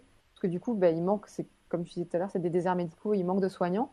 Et du coup, il y a une patientèle énorme que tu ne peux pas refuser parce qu'en fait, si tu ne les prends pas en charge, ils n'ont pas de soins en fait. Mmh. Donc, moi, je travaille à Créon, je ne travaille pas à la campagne profonde, hein. On a 2 mois déjà d'attente pour les premiers rendez-vous. Et les gens, limite, ils n'en peuvent plus. Je me dis, mais en zone sous-dotée, mais c'est quoi ton attente en fait?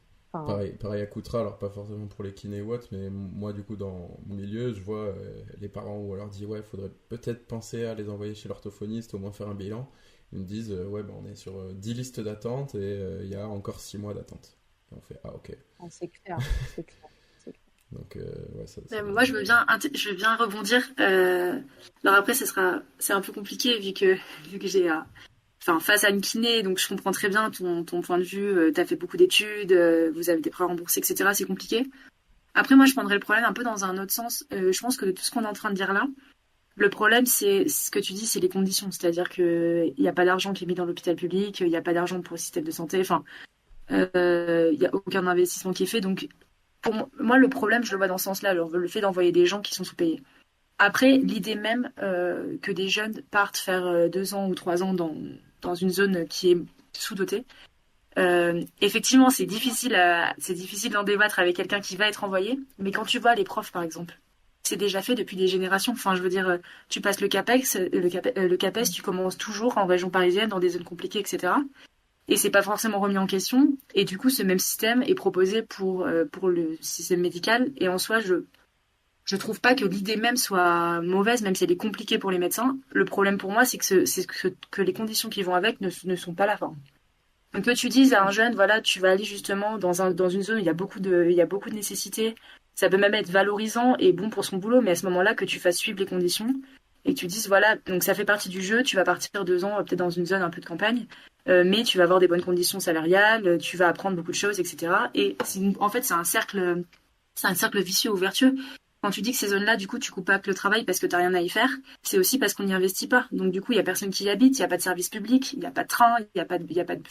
Donc, dès que tu veux te faire une activité, tu es loin de tout. Alors que si on mettait si on mettait la seconde un peu dans le sens positif, tu pourrais dire, voilà, il y a des gens qui vont là-bas parce qu'ils ont des bonnes conditions, ils arrivent à vivre un peu loin de la ville, mais en même temps avec des activités qui sont liées, qui permettent de rendre le territoire attractif, qu'il y ait d'autres jeunes qui s'installent, qu'il y ait une espèce de démarche positive. En fait, là, le problème, c'est que comme ça suit pas, forcément, c'est impossible à faire avaler à quelqu'un d'aller vivre à 2 heures de la ville de laquelle il vient. Mais en soi, du coup, ça va être un peu négatif par rapport à ce que vous dites, mais en soi, l'idée de base pour pouvoir lutter contre ces déserts médicaux, je la trouve pas mauvaise, mais je trouve que seule, elle marchera pas, et comme tu dis, elle n'aura que des impacts négatifs.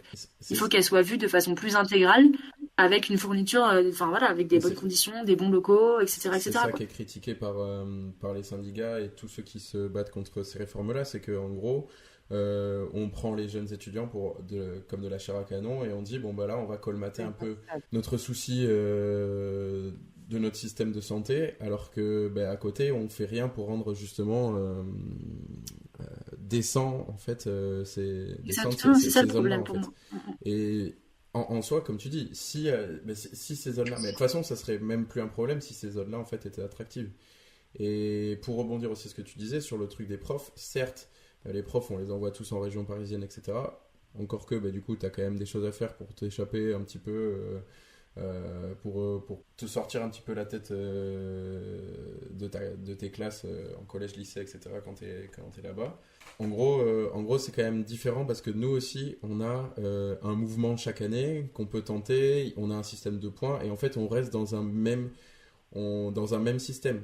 Là, en gros, on leur proposerait le début de notre système et après, en fait, il n'y a pas forcément de suite logique. C'est-à-dire que Oui, les le kinés problème, vont pas c'est aller là-bas, c'est marquer si des après points les et 2 ans revenir à la après. campagne, t'as plus le droit de... Ouais, c'est le problème aussi, oui. Si c'est un espèce de passage obligé, un peu formateur, au début de ta carrière, tu vas 2 ans, je sais pas, avec quelqu'un de très expérimenté dans un cabinet de campagne, typiquement, et après, grâce à ça, tu peux avoir des choix plus intéressants pour toi.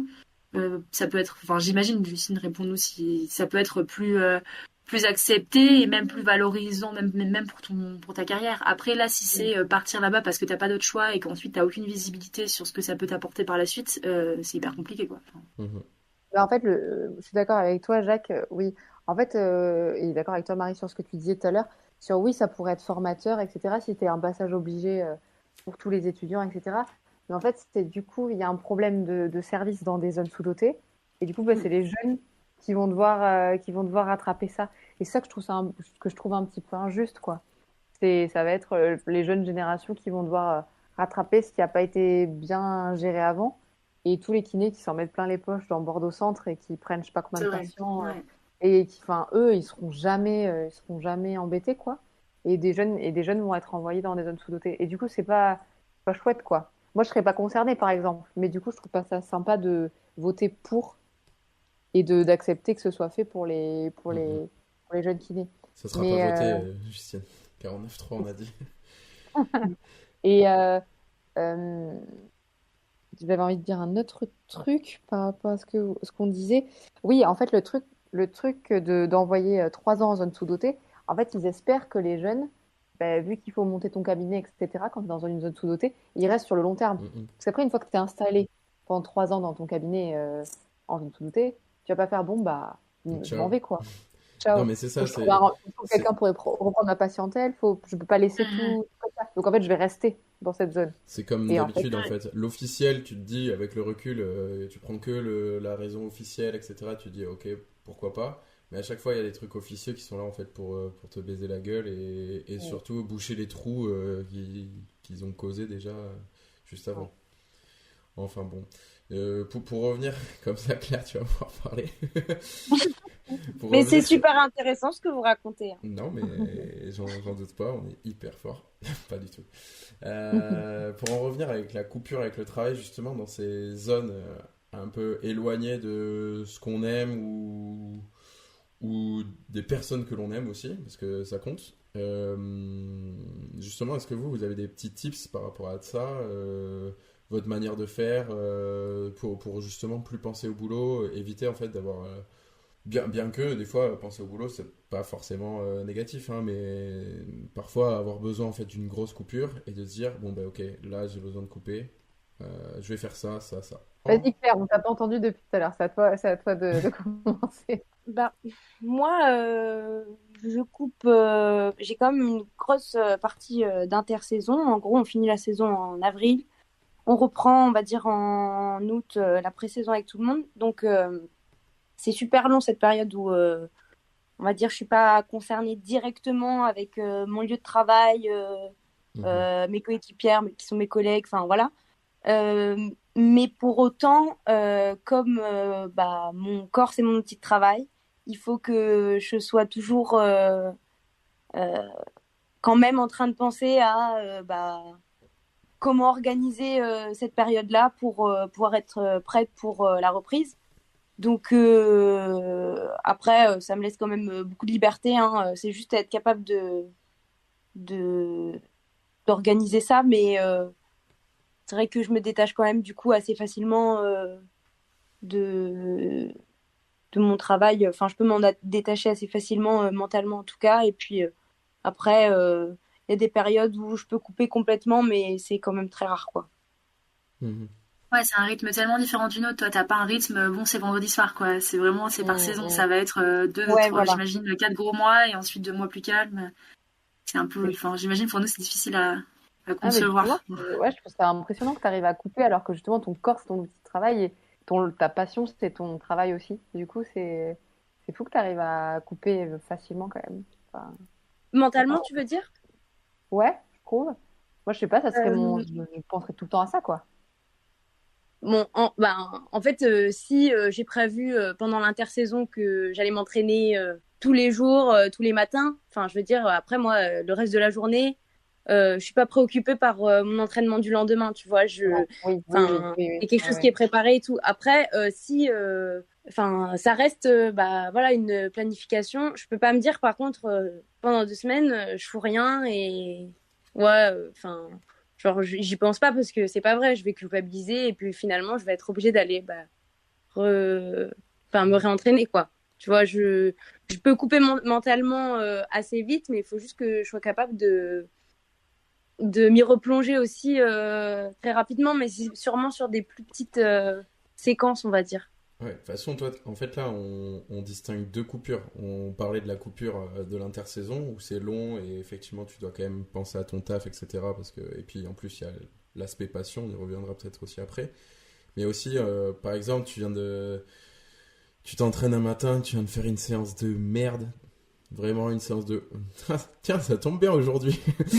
et, euh, et là, enfin, pour éviter que ça te gâche ta journée, parce que ça t'a quand même pris émotionnellement, enfin, c'était éprouvant. Je parle pas forcément d'aujourd'hui, là, pour le coup. Il faut réussir, en fait, à vite passer à autre chose. Est-ce que toi, tu fais un truc en particulier? Tu vois, par exemple, il y a des gens, c'est tout bête, mais... Enfin, moi, personnellement, si j'ai une galère au taf, je me dis... Bah, justement, moi, j'ai le basket. Le soir, c'est l'inverse. Ou sinon, je dis, bah tiens, j'ai envie d'aller voir mes potes, viens. Toi, pour le coup, quand t'es sur Calais, quand t'es loin au final de nous, de ta famille, quand tu te dis je vais voir mes potes, au final, c'est quand même Ouais, nous les en meufs du plus, taf, au final. du coup, on n'en détache pas du tout parce que bah, on se plaint ensemble en fait de la situation, quoi. Et Ouais. vraiment, on passe des soirées où on parle que de ça. Du coup, tu coupes pas du tout finalement. Donc, Mm-mm. des fois, on se met des trucs, on se dit, bon, là, On on parle passe pas à autre chose, quoi, basket. parce que sinon, on peut en parler pendant des heures, parce qu'il y a plein de dysfonctionnements. Euh, Après, si, moi, ça me travaille des fois le soir et tout, franchement. Mhm. Mais ouais, je l'exprime, je pense, bah, soit avec les filles, soit par exemple, enfin, au téléphone, tu vois, je peux en parler. Et bon, après, enfin, en fait, ça réarrive vite le second entraînement, le second truc. Donc, je sais pas, je trouve que t'as pas trop le temps de décrocher. Enfin, moi, je suis full basket pendant la saison. En tout cas, je suis tout le temps. Enfin, par exemple, je rentre de temps en temps le week-end, mais c'est rare. Enfin, si je rentre sur des week-ends, parce que je sais que faut que je sois de retour le lundi pour m'entraîner et tout. Enfin, ou je vais pas faire trop de soirées parce que je sais que bah faut que je sois en forme Et ton corps, il pour suivra ma pas. semaine d'entraînement, quoi. Sur cet aspect-là, oui, je suis très bah, enfin, c'est le basket d'abord, quoi. Après. Sinon, je peux décrocher quand même.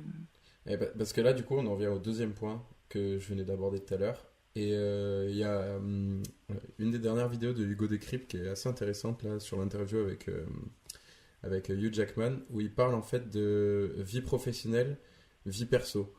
Et il dit, lui, des fois, enfin, il se trouve pas normal parce que lui, il veut jamais prendre de vacances et il veut trop être à son boulot et il pense que boulot, que boulot, que boulot. Mais le fait de penser à son boulot, en fait, ça le rend très très heureux et justement, le fait d'être loin, éloigné de son taf, ça le rend malheureux. Parce qu'en fait, c'est comme c'est un projet personnel. Depuis le début, il a lancé sa chaîne, il a ouvert ses bureaux, il a maintenant son équipe de journalistes. Au final, lui, penser, en fait, quand il pense à sa vie professionnelle, à son taf, c'est comme s'il pensait au final à sa vie perso parce que tout est autour de ça. Ouais. Je sais pas si C'est vous son voyez ce loisir, que. c'est son loisir en fait. Mais comme un peu En clair fait, du ouais, coup. voilà. Je fais le lien avec Claire. Moi, enfin, je kiffe mon taf, hein, mais je fais absolument pas le lien avec cet état d'esprit-là, avec mon taf. Mais toi, Ouais, moi, Justine, des c'est la même fois, chose. j'ai des amis qui m'ont dit ne pas comprendre, tu vois, que bah là, non, je peux pas faire parce que bah faut que j'aille m'entraîner et c'est comme ça, quoi. Enfin, sans avoir une obligation professionnelle parce que c'était pas une obligation de mon staff, mais moi parce que je sais que je devais le faire, quoi. Et Oui, du coup, je fais passer souvent, oui, le basket avant, enfin, du coup, le travail avant, mais faut, comme faut, c'est pas. faut préciser que l'été, enfin, à part si t'es sur un long contrat, etc., mais il y a personne, ou en tout cas pour toi, il y a personne qui te dit tu dois faire ça tel jour, etc., et il y a personne qui va vérifier, entre guillemets, tu le fais pour toi, mais parce que ça va forcément impacter la suite Ouais, après, à ouais. partir de Mm. mi-août, début septembre, quoi. Ok. Toi Justine, tu m'avais parlé, alors je sais pas si il n'y avait pas que ça, mais tu m'avais parlé d'une retraite de yoga. C'était une manière aussi de prendre énormément de recul par rapport au taf ou...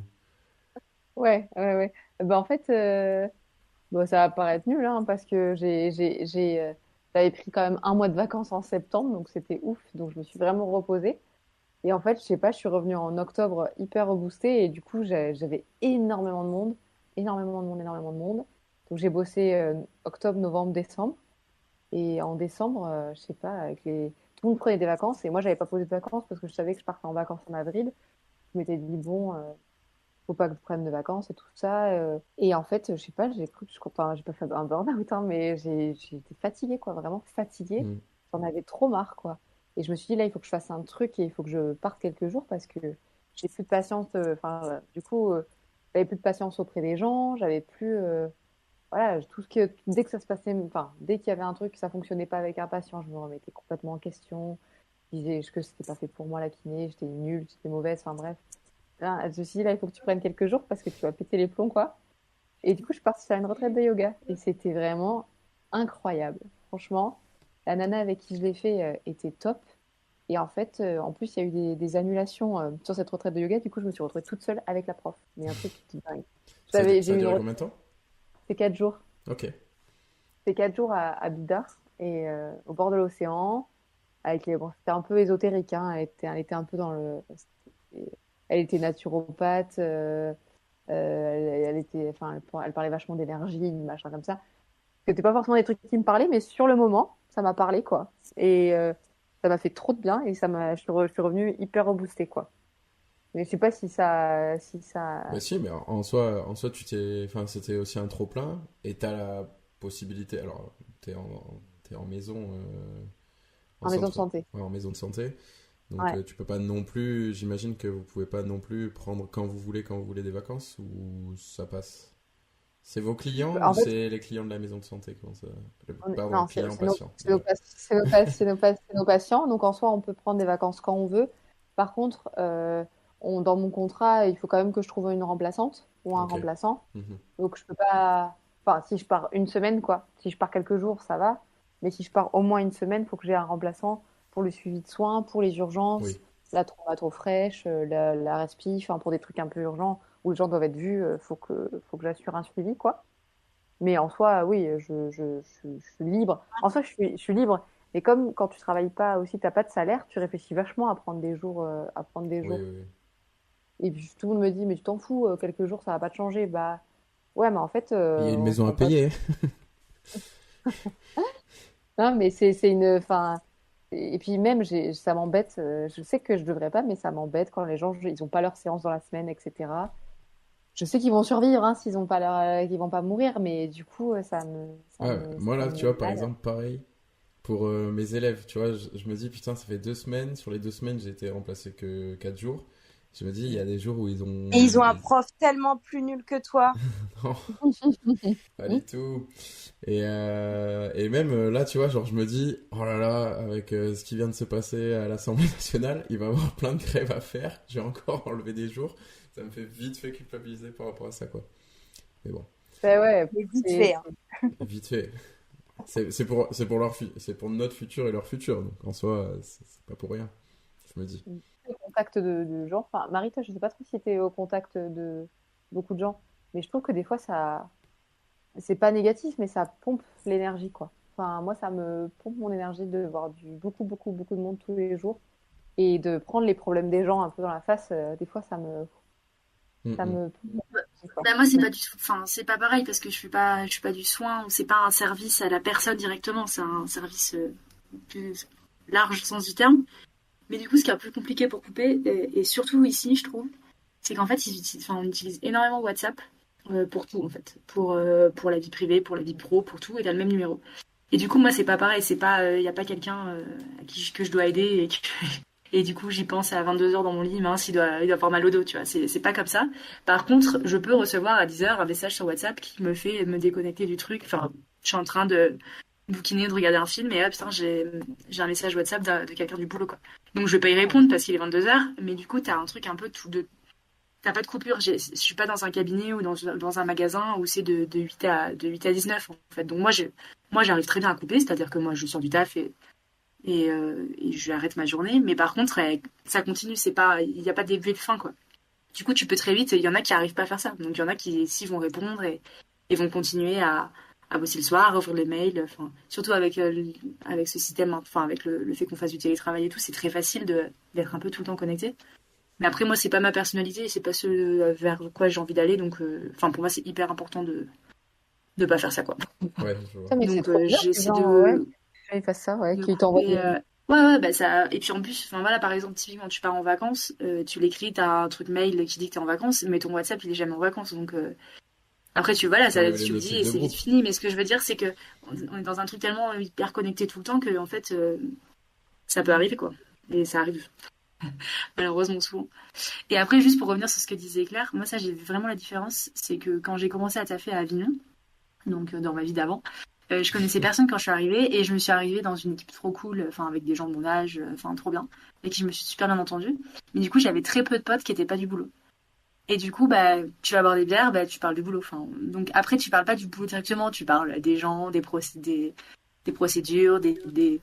je sais pas, des lois qui te dérangent, comme on disait avant, tu parles de choses autour, mais finalement, ça change pas trop d'environnement. Alors qu'ici, pour l'instant, on n'est que 3 dans mon boulot, et mes potes, c'est pas du tout, enfin, tout ce que je fais à côté du boulot, c'est pas avec des gens du boulot. Et ça, enfin, je trouve que ça aide beaucoup plus. Parce qu'en fait, t'en parles pas. Ou on te dit 2 phrases, ah, comment ça va au boulot, et t'en parles vite fait, et tu changes de sujet très très rapidement. Alors que quand tu passes toutes tes soirées et tes week-ends avec les collègues, forcément, Ouais. et je trouve que c'est plus simple. Enfin, moi, je préfère cette situation. Ça n'empêche pas, c'est toujours hyper intéressant la discussion que tu as avec tes collègues, et des fois ça me manque aussi, parce que du coup j'en ai beaucoup moins qu'avant, mais parce qu'ils sont quasiment tous au siège, mais... Et du coup, ça aide pas à couper. Ouais, du coup, ça aide pas à couper, quoi, quand t'es tout le temps avec des collègues. Justement, pour couper... Ah non, c'est clair. Bah, c'est même physiquement parlant, tu coupes pas, quoi. Enfin, juste tu changes d'endroit pour passer du bureau au bar, mais au final, la discussion suit, quoi. Donc ici, ouais, on va dire que la distance fait que je vais couper facilement. Mais bon, et pour finir, je pense que Claire, ce serait difficile de comparer nos situations à la tienne. Parce que c'est pas... Ouais, je veux dire, le basket, c'est toute ta vie. Je veux dire, tu peux pas, c'est pas un emploi, en fait. Je vais faire la casse-couille à dire la différence entre emploi et travail. Mais tu vois, c'est un truc qui t'intéresse. Moi, si, par exemple, je sais pas, le samedi, je vais lire un article ou un bouquin sur un truc qui est lié à mon boulot, mais qui c'est pas mon travail, je le considère pas comme du travail, alors que ça pourrait en être. Ouais. Et toi, t'as pas une coupure aussi, ou j'en sais rien, Jacques, ça t'arrive sûrement, je sais pas, d'écouter des podcasts sur l'éducation, bon, bah, tu considères pas que tu travailles, et en fait, tu travailles parce que t'es en train de te nourrir de quelque chose. Bon, tu vois, la coupure, c'est un peu difficile aussi à faire. Je fais un peu le lien, quand même, avec Claire, dans le sens où moi, j'ai des heures à faire sur place, mais où après, j'ai un espèce de taf en autonomie quand même nécessaire au bien-être des élèves et au bon fonctionnement de ma classe en fait. Et quand elle parlait par exemple de l'été, l'exemple de l'été il est valable pour moi aussi en fait. Quand elle dit je peux pas m'arrêter de travailler, moi effectivement je profite l'été, hein, je vais pas dire le contraire, mais il faut quand même qu'un minimum l'été je commence à bosser et à préparer en fait l'année suivante. Que je reste pas non plus à rien faire. Bon, des fois c'est très souvent dans l'urgence à la fin de l'été, mais ça fait quand même partie du truc, et c'est vrai que c'est bizarre, ça fait un peu le lien avec tout ce que vous avez dit, quand toi tu parles des messages sur Habari, par exemple à 22h et quelques ou quoi que ce soit. Moi après c'est voulu, hein, avec 2 collègues, on a une discussion Messenger et on s'envoie beaucoup de trucs pour le fonctionnement de nos grandes sections, et ça fonctionne bien, il n'y a aucun souci avec ça. Et puis de toute façon, si on n'a pas envie de répondre, on ne répond pas, on n'a pas de problème avec ça. Mais c'est récurrent. Toi, Justine, tout à l'heure, tu faisais le lien avec... en fait, être au contact des autres, et du coup, d'emmener une infime partie avec toi du problème des autres un peu. Tu reçois toute la journée, ça t'imprègne, t'es là. Et même si tu te dis, bon, le problème de tel gamin et tout, bah, c'est grave, j'ai tout donné. Maintenant, là, je suis chez moi, je peux plus faire grand-chose dans tous les cas. Bah, ça t'a quand même marqué, ça t'a quand même impacté en fait dans ta journée. Et quand tu rentres, t'as beau ne pas avoir couru de marathon ou quoi que ce soit, t'es lessivé quoi. Enfin, c'est marquant. Et tu vois, tous ces petits trucs, je me dis que c'est pour ça que c'est compliqué quand même de couper à 100% avec le taf. Enfin, pour ma part en tout cas. Ouais. Mais moi, oui, c'est ce que il y a plein de patients, ils me disent, vous savez, il faut pas ramener à la maison, pas ramener votre travail à la maison, mais c'est hyper dur. Ben, moi aussi, du coup. Enfin, quand on te dit ça, tu vas me dire, oui, mais enfin, s'il y a quelque chose qui s'est mal passé, qui t'a travaillé, qui t'a fait mal au cœur, ou que, voilà, ou, enfin, c'est impossible de pas y penser. Tu peux pas dire, allez, hop, je sors du cabinet, j'ai oublié tout ce qui s'est passé, quoi. Ouais, c'est ça. En fait, enfin, il y a des choses qui peuvent, émotionnellement t'atteindre, souvent de la peine, tu vois. Genre, tu regardes un film, il te fait beaucoup de peine, c'est triste et tout. T'essayes un petit peu de faire la part des choses parce que tu te dis c'est une fiction. Là, t'es quand même avec des gens, enfin, c'est réel autour de toi, donc forcément, c'est toujours un peu plus compliqué. Ouais. Ok, je pense qu'on a fait le tour du sujet. On a beaucoup parlé d'ailleurs. Ouais. On va finir sur les coups de cœur, les tips de chacun. Je vais commencer et puis comme ça laisse le temps à tout le monde de retrouver le sien ou d'en trouver un carrément. Moi, ça fait lien avec ce qu'on était en train de dire. J'ai choisi un documentaire qui s'appelle 11 de légende, qui est sur MyCanal, qu'on a adoré avec Vas-y, ma sœur. ou pris la recommandation de sa sœur, je ne sais pas. Pas du tout, toi t'en as un autre à proposer qui est très bien mais qui n'est pas sur le même sujet. Donc 11 de légende, ça parle d'un projet pour des enfants et autour du foot. Et c'est un projet où des enfants, je veux dire les termes un peu spécifiques, pas pour faire le mec, mais parce que c'est mieux au final de dire comme ça, pour les enfants qui sont neurotypiques et neuroatypiques. C'est pour éviter de dire les enfants normaux et les enfants handicapés. Donc c'est des enfants qui ont des handicaps mentaux, troubles du comportement, etc. et qui s'entraînent au foot avec des enfants qui ont aucune maladie. Et ils sont suivis par beaucoup d'encadreurs.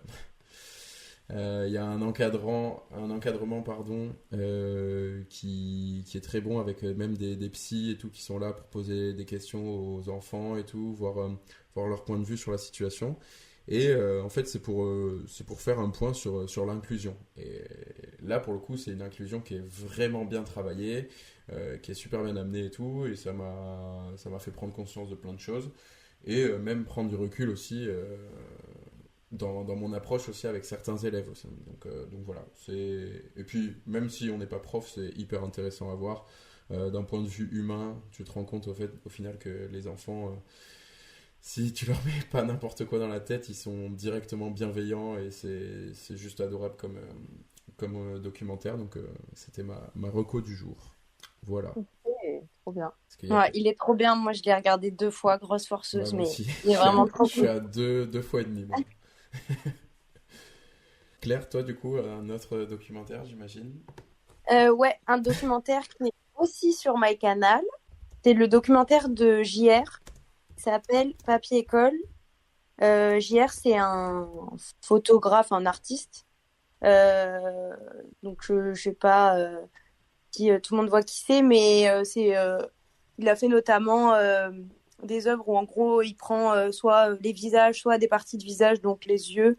Et après, il l'imprime en très, très grand, en noir et blanc. Et il les colle soit sur des monuments, soit sur ses...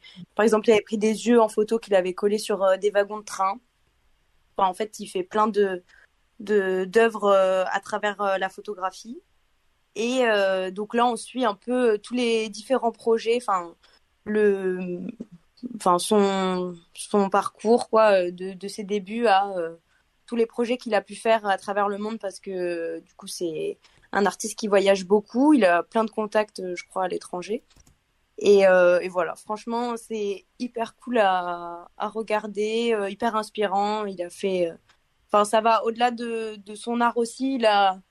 Il a fait en sorte d'ouvrir une école au Brésil, si je Ouais, dis pas de c'est bêtises. ça. Dans les favelas.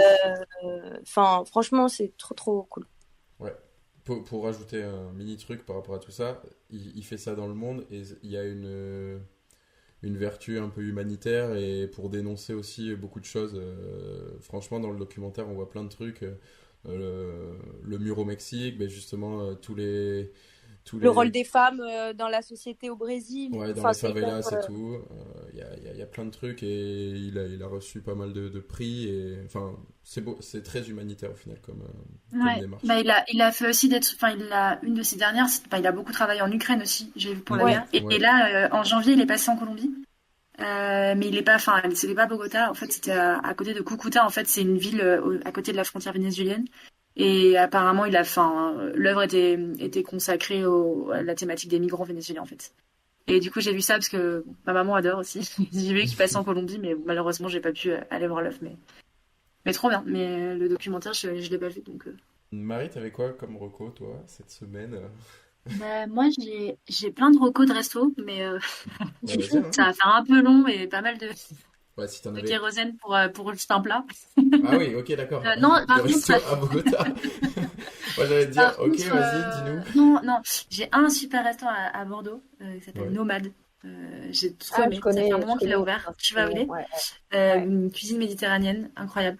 Oui, Voilà, trop bon, Mais incroyable. c'est Sainte-Colombe, non, c'est Et ça? sinon, oui, il n'y c'est a rue pas. Saint-Colomb. Ouais, voilà, c'est ça, rue Saint-Colomb. Et sinon, il n'y a pas très longtemps, j'ai vu Babylone au ciné. Je sais pas si vous l'avez vu. Il est Mhm. trop Ah, bien. j'en ai entendu parler aussi, ouais. Incroyable. J'ai adoré. Ça dure 3 heures, donc au début, t'es un peu réticent à aller 23 heures de film. Et franchement, les acteurs sont excellents. Brad Pitt, il est encore incroyable. Enfin, un personnage, là. Ça raconte enfin, ça se passe à Hollywood et ça raconte le début du cinéma non muet. Ok. Donc comment tous les acteurs qui travaillaient enfin, sur des tournages où en fait c'était l'énorme bordel parce qu'on s'en foutait de tous les houris, etc., ont dû passer à la voix et en fait comment ça a détruit aussi des carrières parce que des excellents acteurs de l'époque en fait quand on leur a mis la voix déjà ils n'arrivaient pas à retenir leur texte ou alors ils étaient mauvais ou alors ils avaient des voix trop graves, trop aiguës. Enfin, donc c'est hyper Alors, drôle, ce les film décors sont existe incroyables. déjà, c'est The Artist. Hein. Non, mais T'es en non, train de pitcher un autre film, Marie. non, non, franchement, il est trop bien. Et je pense que j'ai rarement vu autant de figurants sur une scène, parce que du coup, il te montre des scènes de tournage dans le désert avec des gars partout, et des chevaux, parce que c'est bon, forcément. Enfin, non, franchement, hyper recommandable. La musique est trop bien, les acteurs sont trop bien. Mais par contre, j'ai viens d'apprendre qu'en fait, il était déjà plus au ciné et qu'a priori, Ça fait ça a longtemps qu'il été est un peu sorti. un échec commercial. Ah bon? Enfin, en tout cas, ici, on Ok. dit ça qu'au final, c'était un film énorme budget, le truc vraiment gigantesque, et en fait, ça a pas si bien marché que ça. Mais moi, j'adorais. Après, c'est pas un peu ce qu'on dit de tous les films qui échouent? Ah, il y avait un énorme budget, comme si aujourd'hui, pour faire du cinéma, fallait Ouais. 4,50 Mais c'est un € peu, je sais pas et un si iPhone. si vous aimez les Tarantino et tout, c'est un peu le même genre, un peu absurde, enfin, des personnages Ouais, trop ouais, cool. non, Enfin, mais on m'en a parlé, ouais. franchement, hyper recommandé. Ok. Et pour finir, Justine? Moi, ça va sûrement être un truc que vous connaissez tous déjà. C'est la série La Servante écarlate. Ça parle à tout le monde ou pas? Ouais. Ça me Ouais. parle pas du tout. Ah ouais? The Handmaid's Tale en anglais, Ouais, pour t'as les jamais vu? bilingues. Ouais, pour les bilingues. C'est une série qui est inspirée du roman de Margaret Atwood. Donc le roman est ouf aussi, sinon si vous n'êtes pas série, vous préférez lire. Et en gros, c'est une série dystopique où en gros aux États-Unis, des fondamentaux protestants, bon, voilà, en gros des extrémistes religieux auraient fait un coup d'État et auraient pris le pouvoir aux États-Unis. Et en gros, ils ont mis en place une société religieuse, quoi. Et en fait, les femmes, avec la pollution, les facteurs environnementaux, on ne sait pas exactement, sont plus très fertiles. Et donc, Mhm. le peu de femmes fertiles, elles sont utilisées en fait comme des ventres dans des familles. En fait, ça s'appelle des servantes en fait. Et elles sont dans des J'en ai familles qui ont de entendu parler de l'argent. ça. Ouais. Elles sont dans des familles qui ont de l'argent. Et puis, dès qu'elles tombent enceintes, bon, bien sûr, c'est le commandant de la famille qui a la main mise sur ces nanas-là. Et dès qu'elles tombent enceintes, c'est l'enfant du couple du commandant et de sa femme en fait. Et les D'accord. servantes, elles servent juste à avoir l'enfant. Et donc c'est sur l'histoire d'une des servantes qui est incroyable. Cette actrice est incroyable, vraiment. Cette série est géniale, moi j'adore. Cette série, vraiment, tout le monde devrait la voir parce qu'on se rend compte, je trouve, dans cette série que tout peut changer très très rapidement. Enfin, genre le monde peut vraiment s'écrouler très rapidement. Ouais, des fois c'est limite trop réaliste, tu te dis. Ouais, c'est très réaliste et je trouve que il y a beaucoup de situations qui font penser à des dictatures qui ont eu lieu, le nazisme de Hitler ou la dictature de Pinochet au Chili. Il y a vraiment des trucs qui ont été pris de ces dictatures et en fait qui ont existé. Et dans la série, ça paraît vraiment fou. Ouais, ça fait vraiment froid. Ouais, il faut être dans un bon mood pour regarder cette série, franchement, parce que. Et c'est pas du tout une dystopie avec des robots, etc. C'est une dystopie tellement proche de nous. Enfin, c'est ça qui est super bien fait, je trouve. Tout le monde devrait regarder cette série. Et tout le monde devrait regarder cette série, voilà. Et tout le monde devrait regarder cette série. Lire le livre. Quand tu dis, Jacques, qu'il faut être dans un bon mood, moi, personnellement, alors que je l'adore, je regardais jamais plus d'un épisode, tu vois. C'est vrai? Genre, c'est pas un truc où tu t'enchaîne la série. Je regarde un épisode et après, je pense. Ouais, c'est pas la grande poêle. Digérer un peu. Moi, je l'avais regardé en plus au moment où c'était. Enfin, au moment, c'est encore en cours, mais aux États-Unis, le droit à l'avortement qui est remis quand même beaucoup en cause dans plein d'États. Ça te fait un peu flipper. Tu regardes, tu te dis, ouais, c'est bien, mais ça inspire pas des gens. Il y a un fond de vérité, quoi. Ouais, il y a un fond de vérité. Ok. Mais tu nous dis qu'il faut que tout le monde la regarde. Est-ce que tu peux nous dire sur quoi on peut la regarder? Parce que depuis tout à l'heure, par contre, ça c'est le problème, c'est que c'est pas sur Netflix. Il me semble que c'est sur OCS. OCS? Ouais, c'est sur OCS. Ok. De toute façon, je mettrai en description si je trouve une autre plateforme pour regarder. Et sinon, moi je crois que je l'ai regardé dans des sites de streaming. T'es malade de dire ça? Ouais. C'est de dire ça. C'est le mec qui fait que ça. C'est pas ceux qui écoutent. Ok, bon, très bien. Merci en tout cas à vous. Pour terminer, est-ce que vous auriez, c'est pas obligatoire, un message à nous du futur à nous donner, vu qu'on réécoutera ce podcast dans 5 ans, ou pas du tout? Ouf. Tu nous prends le cours là. Pour les auditeurs et auditrices, c'est le seul truc pas préparé. Ouais. Il y avait un script depuis le début. Non, moi j'espère que j'aurai réussi à un petit peu décrocher de mon boulot. Mais sinon, j'espère que j'irai bien dans 5 ans, mais que j'aurai réussi à couper un peu plus, comme on en a discuté aujourd'hui, de faire une bonne coupure travail vie privée. Et ça se trouve, tu auras déjà tout remboursé ta maison parce que les consultations kiné seront passées à 200 € et tu auras ta maison déjà d'achetée. 2 maisons. Ouais, 2 maisons. Ah ouais, putain. Ok, bon, écoutez. Moi, j'espère que Jacques ne sera plus en grève. Ah oui. Dans 5 ans. Sachant que malheureusement, je pense que la loi sera passée. Et moi, je... 49.3, ouais. Ah, c'est en ce moment, en plus, c'est aujourd'hui, non? Il y a eu 49. Ah oui, mais du coup, t'as peut-être pas capté les vannes depuis tout à l'heure, Marie, mais en gros, là, cet après-midi, elle est passée, c'est bon. 49.3, allez vous faire. Ouais, de toute façon, c'était sûr. Ce week-end, ça va être la guerre civile, je pense. Ouais. Voilà, bon du coup je redis, merci à toutes en tout cas d'avoir participé à ce 3e épisode. Normalement j'en fais un 4e sur le mois de mars. Peut-être qu'il y aura un générique. Au final il y a pas de générique pour ce 3e, j'ai pas eu le temps de tout régler avec mon oncle. Mais c'est en préparation, vous verrez tout ça sur les prochains. Ouais, en fait, merci pour tout. Franchement, merci. Merci à toi. Merci. Pas de soucis. Et super occasion de se voir. Ouais, allez, voilà. Bisous. Ciao, bonne soirée. Bisous.